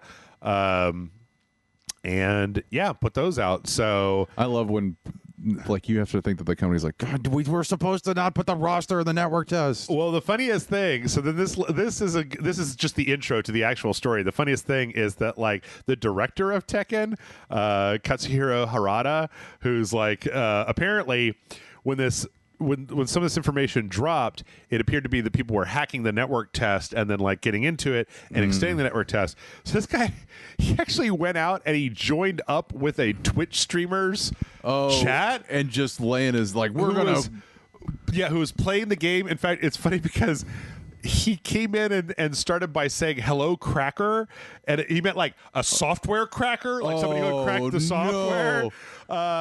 Which Twitch is not a big fan of that word. Yeah, that makes sense. Yep. But apparently like the guy that was doing this, it's just somehow his network test didn't get turned off. He hadn't done anything. He was just playing the game, and then he was just playing the game until he got kicked out on and he just didn't get kicked out at the normal time. And so Harada found this guy and came in and basically like told him like, I fucking see you, you fucking pirate. You need to stop playing or I'm gonna life ban you. And the guy was like, that's not Harada. And then Harada went on Twitter and was like, this is me, person Twitch streamer. Shit. Stop playing now or you will be banned for life. And then like the guy immediately shut it down. Was this in English or was it yeah, it's like very kind of not broken English, but it's like very simple. I kind of want to watch the I'll go back on live stream fails or whatever and watch the but yeah, so like there's a Zero album called Crack. The Zoom chat, or not Zoom chat, but the Twitch chat, the Twitch chat, yeah. So but then he found out that like the guy was like, oh, of course, he like stopped playing immediately and was like, don't ban me, I fucking love Tekken. Like, yeah, I'm not being malicious in any way, crazy motherfucker. Yeah. And so apparently it kind of got resolved, but it's funny to think that like the dev for Tekken was just watching like, shit like I will come what are they doing? What the fuck are they? Okay, I'm going on Twitch right now. Imagine Kojima just being like, motherfuckers, like I have had enough of your bullshit. Yeah, if I could get like some Cliffy B comes into my Discord server and starts being like, what'd you say about Lawbreakers? Lawbreakers. Game sucks. Come at me, Cliffy B. The game sucked. We have some more fighting game stuff. In Street Fighter 6, some people have found a very strange cheat. It's hard to you won't be able to hear this, but so Street Fighter 6 has a thing that has these commentators. And so they're basically like voice tracks of famous commentators that you can turn on when you're playing Street Fighter 6, and they'll talk about what you're doing on the game. They've like little canned lines about like, I can't believe he did that. Oh, he's on the ropes type of thing. So it turns out that if you enter in the code that you would enter in like the Super Nintendo version of Street Fighter to be able to play multiple characters, it turns all of the announcers into barnyard animals sounds. So it's just like pigs and horses and stuff. Yeah, it's pretty funny. I recommend everybody go check it out because it's pretty hilarious. Again, you can't really, is there a news article that we're going to cover about the tournament that they forgot to turn the mod off on? Oh no! Did you hear about that? I did hear. Oh my god, hilarious! Yeah, or they had a Chun-Li nude mod on. They're like, so it's like, who is literally? I understand based upon like, oh, this is super hot. Oh, all these characters. You're gonna put time and put in a nude mod into Street Fighter. If I know anything, it's that there is no depth to there is no bottom floor to the depths that the internet will go to put titties on things. So like, and does that follow the male characters too? Like, do they actually do mod for? Because that would be very distracting. More so, I would think than. I don't know. I just think it was hilarious to go to literally a tournament. Yep. And then they cut away. They're like, what do we do here? Like, they just kept fighting, so it's like, whatever. Yep. I only know about it because I saw like a comic online of like it was like Ryu and Chun-Li's like little sister or something watching a tournament. She's like, and then she's like, Ryu, cover your eyes, cover your eyes, cover your eyes. So you guys have it. Yep. Craziness. Let's see. Also, we got some information on the Mortal Kombat beta. So pre-ordering the game will get you into the beta starting on August 18th. And it's going to be running kind of on a variety of different weekends, or let's see, Friday, August 18th, and goes through Monday, August 21st. There's probably going to be at least more than one beta. It's going to be a 1v1, and then I think like a limited tower, basically. Got it. So no word yet on which characters are going to be in. Oh, wait. Was there two competitors? It was a cameo fighters that played playable. Lee May, Tanya, Baraka. Oh, I think this is just talking about the... Yeah, this is the characters that have been confirmed for the game. So, got it. Okay. Yep. And then also, speaking of confirmed characters, I keep forgetting that Mortal Kombat is about to come out because they're in like full-on promotion mode. Like last week, they showed the DLC characters and they showed the guard ladies, and then this week we had the Keepers of Time trailer that was Garrus and Liu Kang. So Garrus being the kind of the guardian of the big hourglass that Chronica used in the last game, and then we've seen Liu Kang, but I don't think we've seen much of Liu Kang fighting. Why do I have this low resolution bullshit? Fuck this low resolution bullshit. It's not giving copies. We are a above 1080p shop here. Fuck yeah. I got to get that 1440. 1440 into my veins. And yeah, you can expect from now until Mortal Kombat 1 comes out that anytime it comes up on the RageSelect podcast, it's just going to be me going like, I love this game. It looks great. I can't wait to play it. It looks fucking amazing. All these characters look groovy. I liked Garrus. I'm a little bit more of a Kotal Khan guy than a Garrus guy, but Garrus was still kind of fun to play. It was an interesting character in the last game. Definitely interesting there, yeah.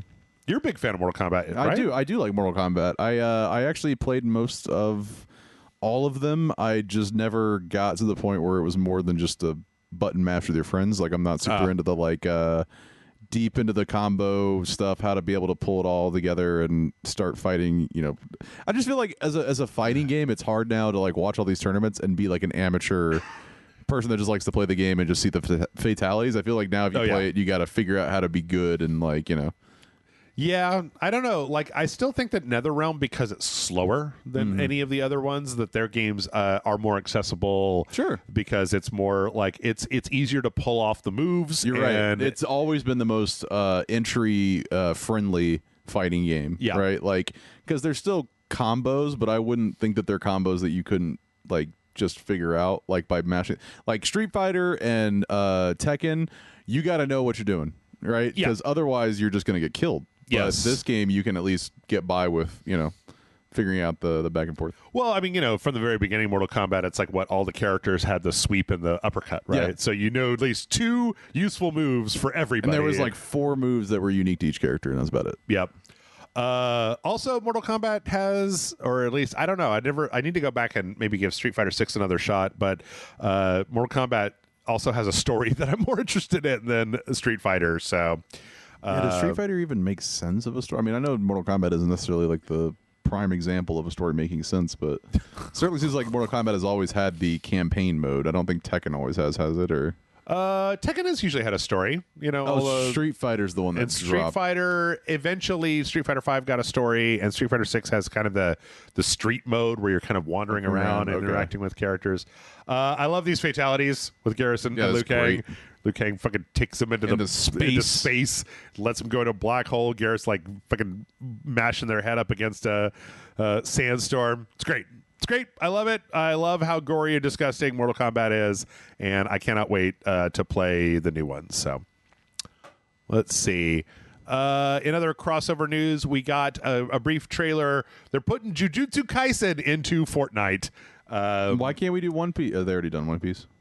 I don't think they've done One Piece. Why can't we do One Piece? They did My Hero Academia. They did Naruto. They did the last one they did was Futurama last week. But yeah, I don't even know. This is a little weird to put Jujutsu Kaisen in. I mean, there's a new season out, but like, it's very weird to me. Some of the I sometimes want to, like, somebody asked us a question on one of our shows about like, what do you want to know the inside story of? I kind of want to follow around the guy that gets these licenses. Yeah, like.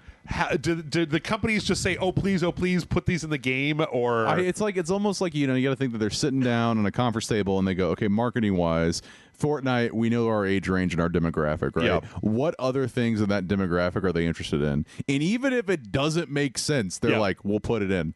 Put it in. It's funny because when this came out, Michael messaged me. He was like, "Oh, are you going to get him?" And I'm like, "No. I learned my lesson with the My Hero Academia thing, because it's like, yes, there are very good skins that look like these characters, but then when you play Fortnite with them, they all pull out machine guns and shoot people. The same premise of the skin is there. Like, you know what I mean? Like, you're not getting a Jujutsu Kaisen. Like, did they actually use any other moves from the show? Sometimes they'll put some stuff in there, but like at the end of the day, you're still going to be using the machine guns. So, man, it'd be really cool if I liked Fortnite. I don't really like Fortnite, so it's like, you know.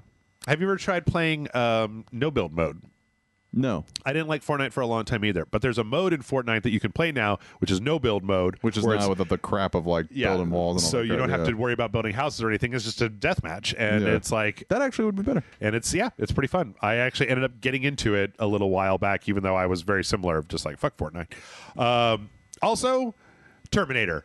They just put the Terminator in Fortnite, as well as some kind of like metal skins for some of the other people, like the T-1000 arms and stuff. Yep.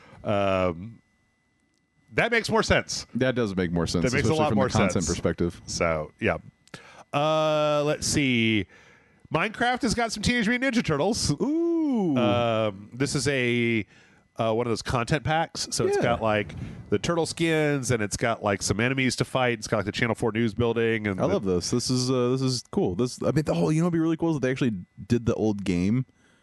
Like, and they actually just made that in Minecraft, and I mean that's what it looks like. Oh, like the NES game? Yeah, the one that was really fucking hard. They should just redo that.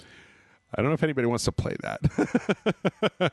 Shadow 6. Oh wow, this is very, very intuitive. This is awesome. Yep.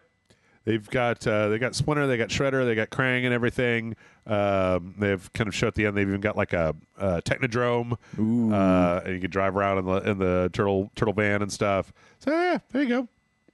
But that's not all the turtles that we got this week, because also Session Skate has like a sewer level and some Teenage Mutant Ninja Turtle skins, so you can skateboard around. That's kind of awesome. I'm not gonna lie. The sewers as Teenage Mutant Ninja Turtles. Where are you at, Tony Hawk? Where the hell did you? I mean, obviously the last game was fucking awful, and that series died with Skate being much better. But I've never tried Session Skate. Yeah, there's supposed to be a new Skate game somewhere on the horizon. Soon, yes. The weird thing about this one, though, is that the characters have weird googly eyes. Like, clearly and also their turtle shells look way too big. But I don't know if the new design of the turtles in the new movie coming out, if that's. I think it's for this game. I think it's just they had to like make the turtle skin go over a person. Yeah, right. They clearly were like, well, we're gonna do the best we can. Yeah.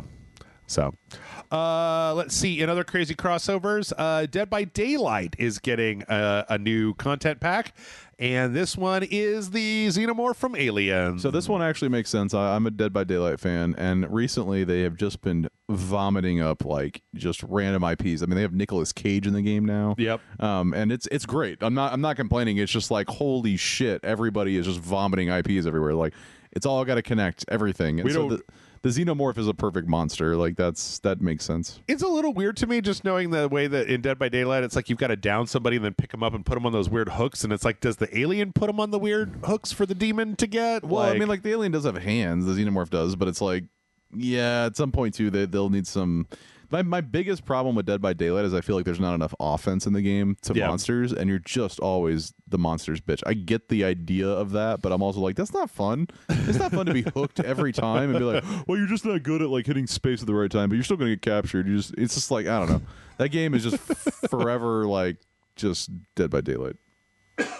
I am interested though to know if we get like a Ripley Survivor skin to go with it too. You have to imagine that's going to happen for sure.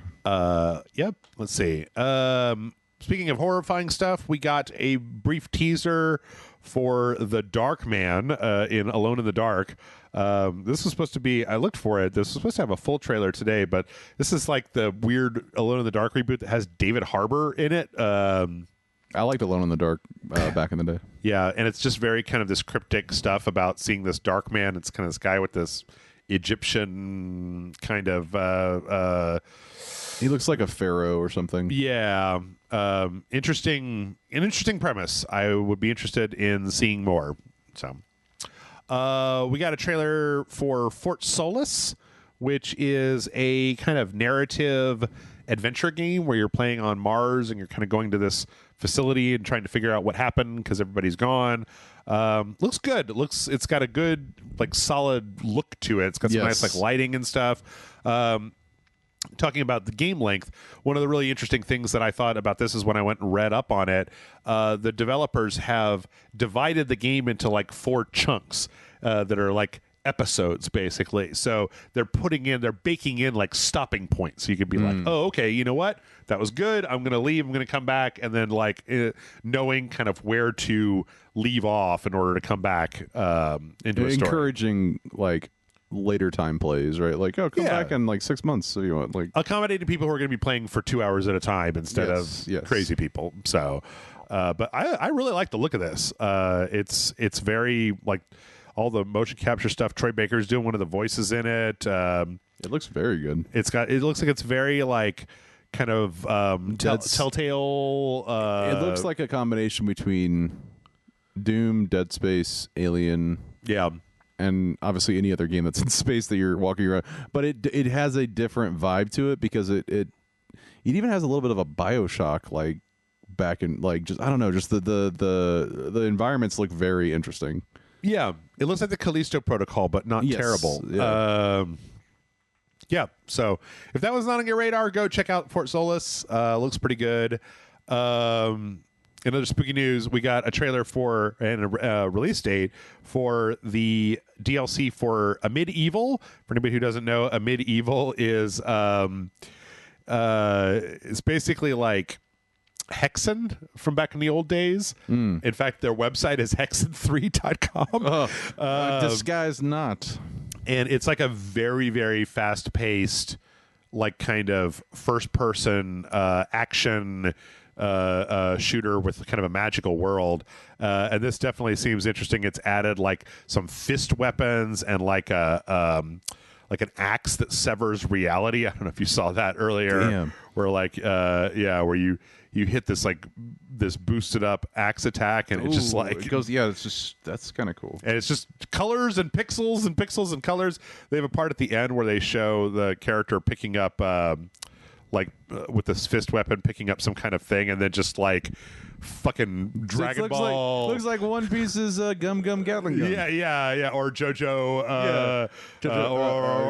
Like and just running through Fist of the North Star multiple times. Punching the absolute shit out of everything. Mini Punch Man. Yep. That's a prequel and it's coming out on August 18th. So everybody keep your eyes open for that. Let's see.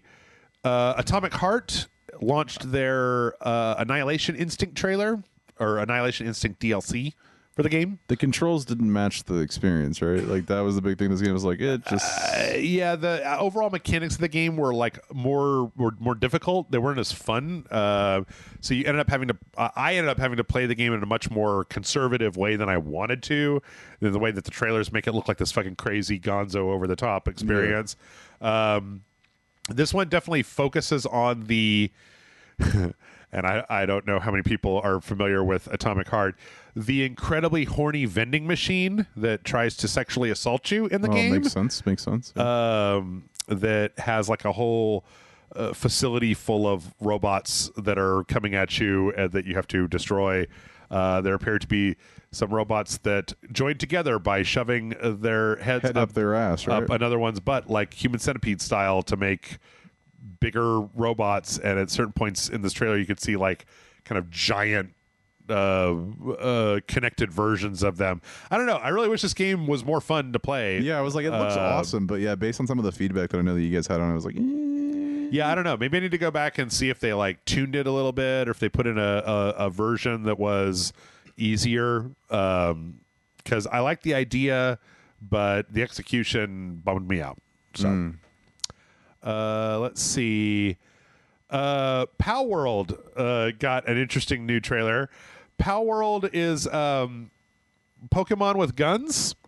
Pow World is a very strange game. I don't know if you've ever encountered Pow World before. Never have. No. It's basically Pokemon. Okay. Except that you have machine guns. Your Pokemons also have machine guns. So yeah, when you go to like capture Pokemon, you can shoot them with a machine gun. You can also make them work in a sweatshop, basically. That is part of this trailer, is like, if you get your pals, you'll need to build a base. And you can, like, summon your Pokemon, and then they'll go and they'll build a part of your base, and it takes a certain amount of time. And I see nothing wrong with this. And then they kind of go through this thing where they're like, okay, so now you've got a bigger base, and you're going to need to have more pals. Oh, no. And so here's a bunch more, and here they are, and then they're building, and and here's you're going to catch more, and they're going to build more, and then you catch more, and you build more, and you catch more, and you build more, and at the end they're just they look very unhappy. Be careful, because they're all like very. They look very sad, but at the end here they're like, just be very careful that you don't work them too much. And then they pan over to a giant pile of dead Pokemon that have been worked to death in your base building sweatshop. Well, because yeah, it's very much got the kind of like this Pokemon aesthetic. In like they just filed the serial numbers off of Pokemon, but then it's very dark and very weird, and it's got a lot of strange stuff. That is insanity. I mean, that's pretty funny, but damn. Yeah, they've had other trailers where they've got like a bunch of little sheep Pokemon with machine guns, like on the line, like protecting against like hordes of other monsters coming at them. So that's awesome. Yep, Palworld's still a thing. I don't know when that's coming out. Oh no. Okay.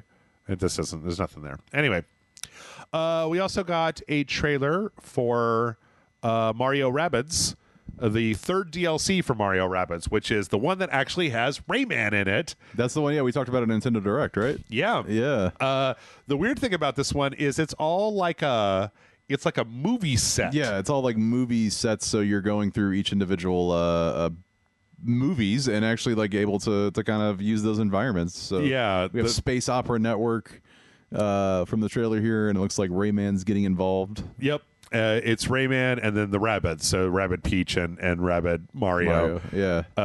And it looks absolutely psychotic, which I don't know. That's fine. It's a Rabbids game, right? I miss Rayman. I miss back when there were Rayman games. Yep. I mean, the thing is that this is technically speaking, this is a Mario game, right? Because it's Mario and Rabbids, but I don't see no Marios. Yeah, I don't see any Mario type setup there anywhere in here outside of the costumes that the individual Rabbids are wearing. But I don't know. Still kind of interesting.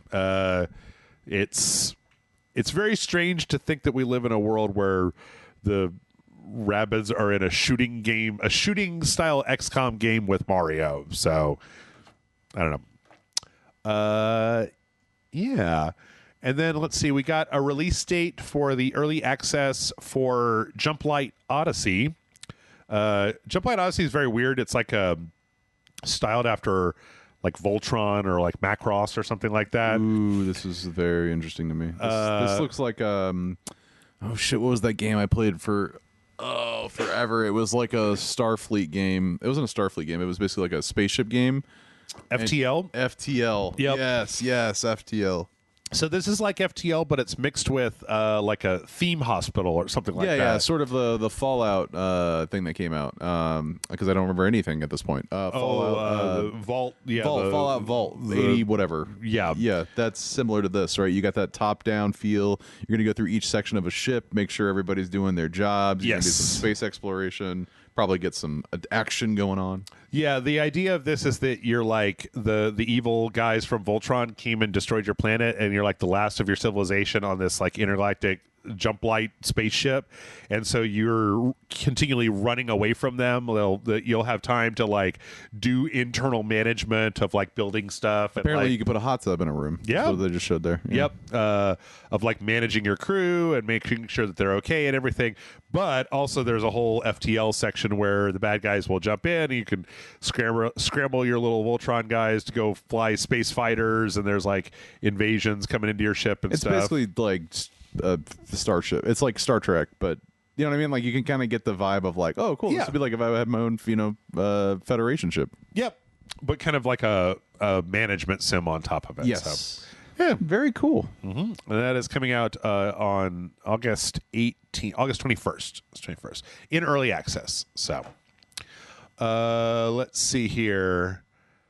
Speaking of stuff that looks like it's supposed to be on TV, we also got a teaser for Castlevania Nocturne. Now, have you watched the Castlevania animation? I tried. I actually liked it. I've watched the first season and thought it was pretty decent, and then I didn't watch the remaining seasons, but I continued watching it, and I found that I didn't enjoy it the more the time went on. Fair. That's fair. I'm not a big. I like Warren Ellis, even though there's problematic stuff with Warren Ellis now.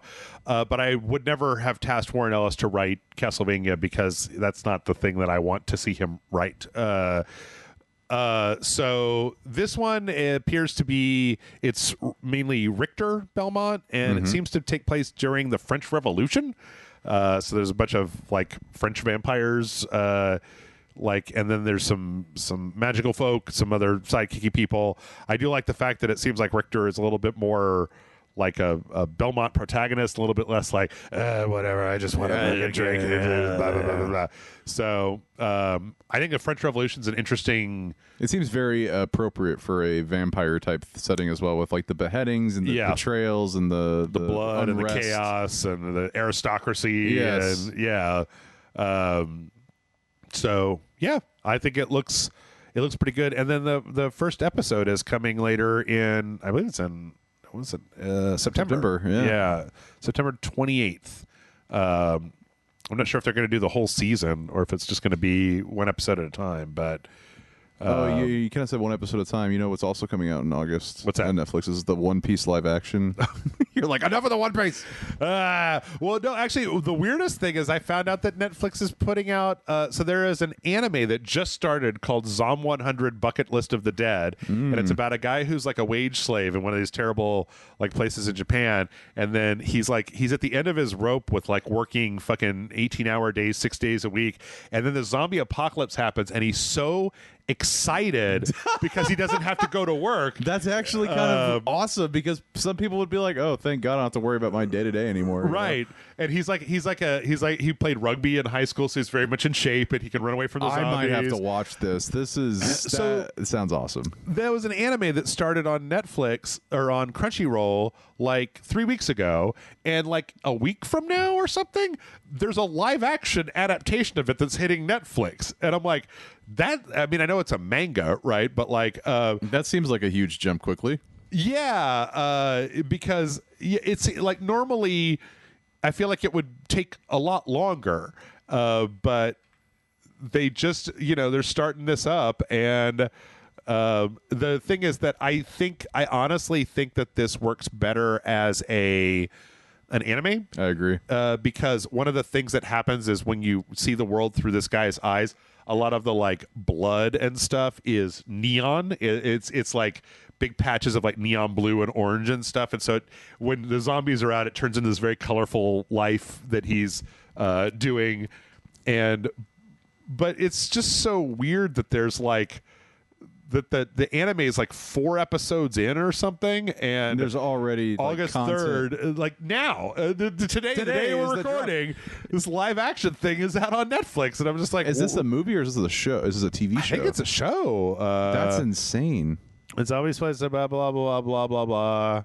A fresh the new Netflix film. It's a film. It's a film. Okay. So that's a little bit more understanding. But however, we were talking about this in a group conversation, I think a few days ago in our Discord, and the conversation basically was like, I don't think I'm gonna like the One Piece live action, or any anime live action, because it just loses its muster if you drop the animation out of it, because it's just not, especially at Netflix, that just none of it looks like it's cinematic gated. It just looks like it's a live soap opera. Yeah, you know what I mean. And I hate that feeling. So I've never understood the desire to be like I understand the desire to take a comic book, a static comic book, and make it into a movie. Right? Get that comic book? You're looking at it. The guys don't move around. Movie, the guys move around. I don't have to read anything. Okay. But I really don't understand the idea that it's like we're going to take an anime, something that already exists, and then we're going to make it into live action because, I mean, are you really saying that in 2023 somebody's like, I really want to know what Luffy D Monkey is all about, but I don't want to watch a cartoon. Cartoons are for babies. Now, if you had a guy, if they put a camera on a guy, I don't like my cel-shaded people. I prefer the real life. Right. thing. Like, I've never understood where they're like, yeah, we're making a live action Attack on Titan. And it's like, why? Just watch Attack on Titan. They're like, here we're remaking Death Note in live action. It's just like, you just go watch Death Note. The characters are already cool in the anime. Why you got to try to fit them into like a person? Like, plus, fucking roughly 85% of the time they're bad. They're like very bad. They're never as good as the original. I'll tell you what. The one adaptation that I really liked was there was a Netflix show called Alice in Borderland that was a weird isekai death game thing that I thought was pretty good, but I don't know. Maybe I just need to go back. Very small percentages work out. Yeah. Okay. Well, we got a couple of quick things, but not a lot more. We're going to be finishing up relatively early today. Additionally, Netflix is making an anime out of Dark Souls. Oh, here we go again. Oh, it doesn't work the other way. Then flip it on its head and do game, which honestly probably would work just as.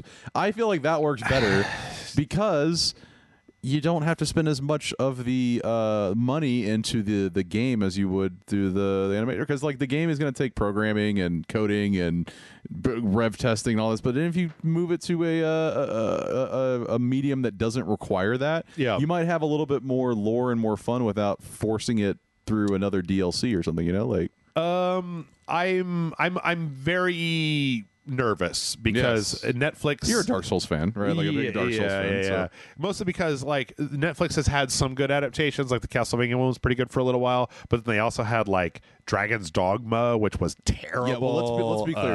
Castlevania is stretching by saying it's really, really good. Like I just enjoyed it. Yeah, it is you can't sit even like anime fans down and find like 9 out of 10 people like that show. There's also some of these. There was another one. Okay, so actually some of these were good. So on Netflix you had The Witcher, which I liked the first season of, and then I didn't watch any more of it.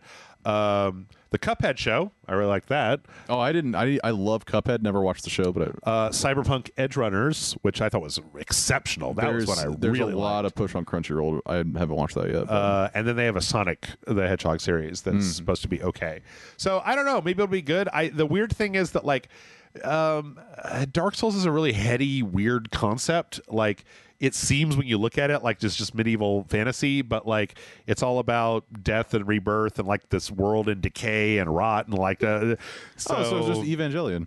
Sort of, yeah. So the thing is that if they do like Edge Runners where they bring in a very good person to work on it who understands the property, okay, maybe we got something. Yeah, but I worry because as I was just saying, like I also am not the biggest fan of like we got to make all these video games into TV shows and movies. I hate that. We got to make all these TV shows into video games. Stop forcing it. I didn't need a Halo TV show. I didn't need it. Oh yeah, you missed the boat by a lot there. Nobody liked. Everybody hated that because it went from the guy that like Peter Jackson. Yeah, it went from him making a Halo movie back when the Lord of the Rings just got finished, right? And was like, oh yeah, it's gonna be great. It's gonna be great. Yeah, and then it whittled down to like bullshit. And it was just like, well, it's supposed to be what Neil Blomkamp for a while, right? Was supposed to make it. It's just like, nah, just put it down, go away. Yeah, I don't know. I also think that like as a fan of things that. Just leave me alone. Just leave my properties alone. You just leave them alone. Why didn't you make more effort on the new Halo game? Because that was shit, right? Like I've watched Hollywood. Dune is my favorite book, and I've watched Hollywood continually be like, we need to make it into a movie, and it's like it's not a thing to be a movie. Like, but I did like Dune. I like both Dunes actually. The thing is that I would never tell anybody not to watch Dune. It's just that that's my favorite book. I've read it a million times. I've never read the book, and I'm like, there's so much internal like lore that is missing from this that it frustrates me because I'm like, you're not getting the good stuff out of this. Until I die, I will keep making it. It is like trying to take One Piece and make it a 2-hour movie and try to fill in all of those arcs that are like, no, you can't do that. Yes. It's no possible fucking way the lore will fit in there. Yes. Let's see. We got a very brief statement about Sin Reloaded. So I don't know if you remember back in the olden days, there was a game called Sin that was like a shooter in the 90s. Had a dude with dreadlocks. He was fighting like a big buxom lady, and it was like kind of a sci-fi thing. Vaguely? Night Dive. Okay. It almost kind of looks like Deus Ex. A little bit. Deus Ex, the one that came out with the second one, I think, not the Revolution, but the one in between. Anyway, yeah. The original was more of just a straight up shooter. It was so fucking 90s. It was like one of the most 90s thing of all time. And it was a big action game, and it was okay. It was fine. Night Dive said that they were going to go ahead and remaster it, but then they actually ended up re-releasing like just a re-release of it, not a remaster. Just like a port. Yeah, of the original. And so people were asking like, well, are you still going to remaster it? And they've come out and said, yeah, they just got distracted with other stuff like the System Shock reboot and some of the other stuff they put out recently, but that it's still out there. It's still going to happen eventually. So nice. I like good old games getting a new fresh shell of paint. Yeah. I don't know if this was really a game that needed to be brought back from the dead. How about Time Splitters? Can we please get that fucking game back? Well, yeah. I'm more of a PsyOps the Mindgate conspiracy guy. Great game too. So, yeah. Great game too. Let's see. In other re-releases, we got a rumor that came through that from a Redditor that said that Virtuous Games, which is the studio that is doing the remake of Metal Gear Solid 3, that have been mum about that for a long time, is doing an Oblivion remake. They're going to put Glarbo in that? Oh, Glorbo? Glorbo, yeah. Yes, they totally put Glorbo in there. No, I don't know if this is true or not. I'm not as much of a fan of Elder Scrolls as a lot of other people. But... I am, and I question why you're redoing Oblivion, a remake of Oblivion. You should do Morrowind. People really like Morrowind, and if you are... I always think of people as there's two types of Elder Scroll fans. There are Elder Scroll fans that are post-Oblivion. Yep. Like, Oblivion Skyrim and forward, or Oblivion and forward. Yeah. And then there's the games you actually have to fucking know what you're doing. Right? Like, that's not on the rails. Like, Morrowind's like drops you in this amazing world, and it's like, go fucking figure it out. Right? If you're going to remake a game, that's the one that people are going to flock to. I just feel like Oblivion at this point... I love Oblivion, but the modding community has done such a great job on quote-unquote remastering that, like just making it look fantastic. Why would you need to do that? Like, well, I have no idea. I mean, remasters are big right now. That's true. It's possible that it might be easier. There might be less work to do with Oblivion than you do with Morrowind. Morrowind, you kind of have to add all the components. It would be more of like a remade. Yep. I never really even played Oblivion, so... Oh, shame on you. It's so good. It's so good. I tried a few times, and I was like, meh, I don't want to. But, yeah, I mean, who knows? This is just a rumor. It's possible that the person could be lying, but also their post was deleted, and their account was deleted not that long after they posted this. So, like... people are going to hear this joke and be like, whoa, like, was he a cracker? Yes, exactly. They'll hear that. Please listen to this whole podcast. Harada just came in and started deleting people off of Reddit. Totally unrelated to Tekken. He's just a vigilante. You cracker. It's like, just say hacker. It's way easier, and you're not going to be misconstrued there. Yep. In other Bethesda news, this is one of my favorite things that's happened. But I have a little bit of a preamble here. We had a thing recently where people were making sex mods for Skyrim. No. Where you would have a character, and then they would put him in a slutty outfit, and then make him say all stuff. But the big thing was that they were taking all that character's dialogue and running it through one of those AI voice things, and then generating new lines based on that. And the question was... Is this ethical? I love how that's the ethical question, not the whole like sex mod thing, right? Like, we don't care about that. That's fine, right? But it's not ethical because you can't take.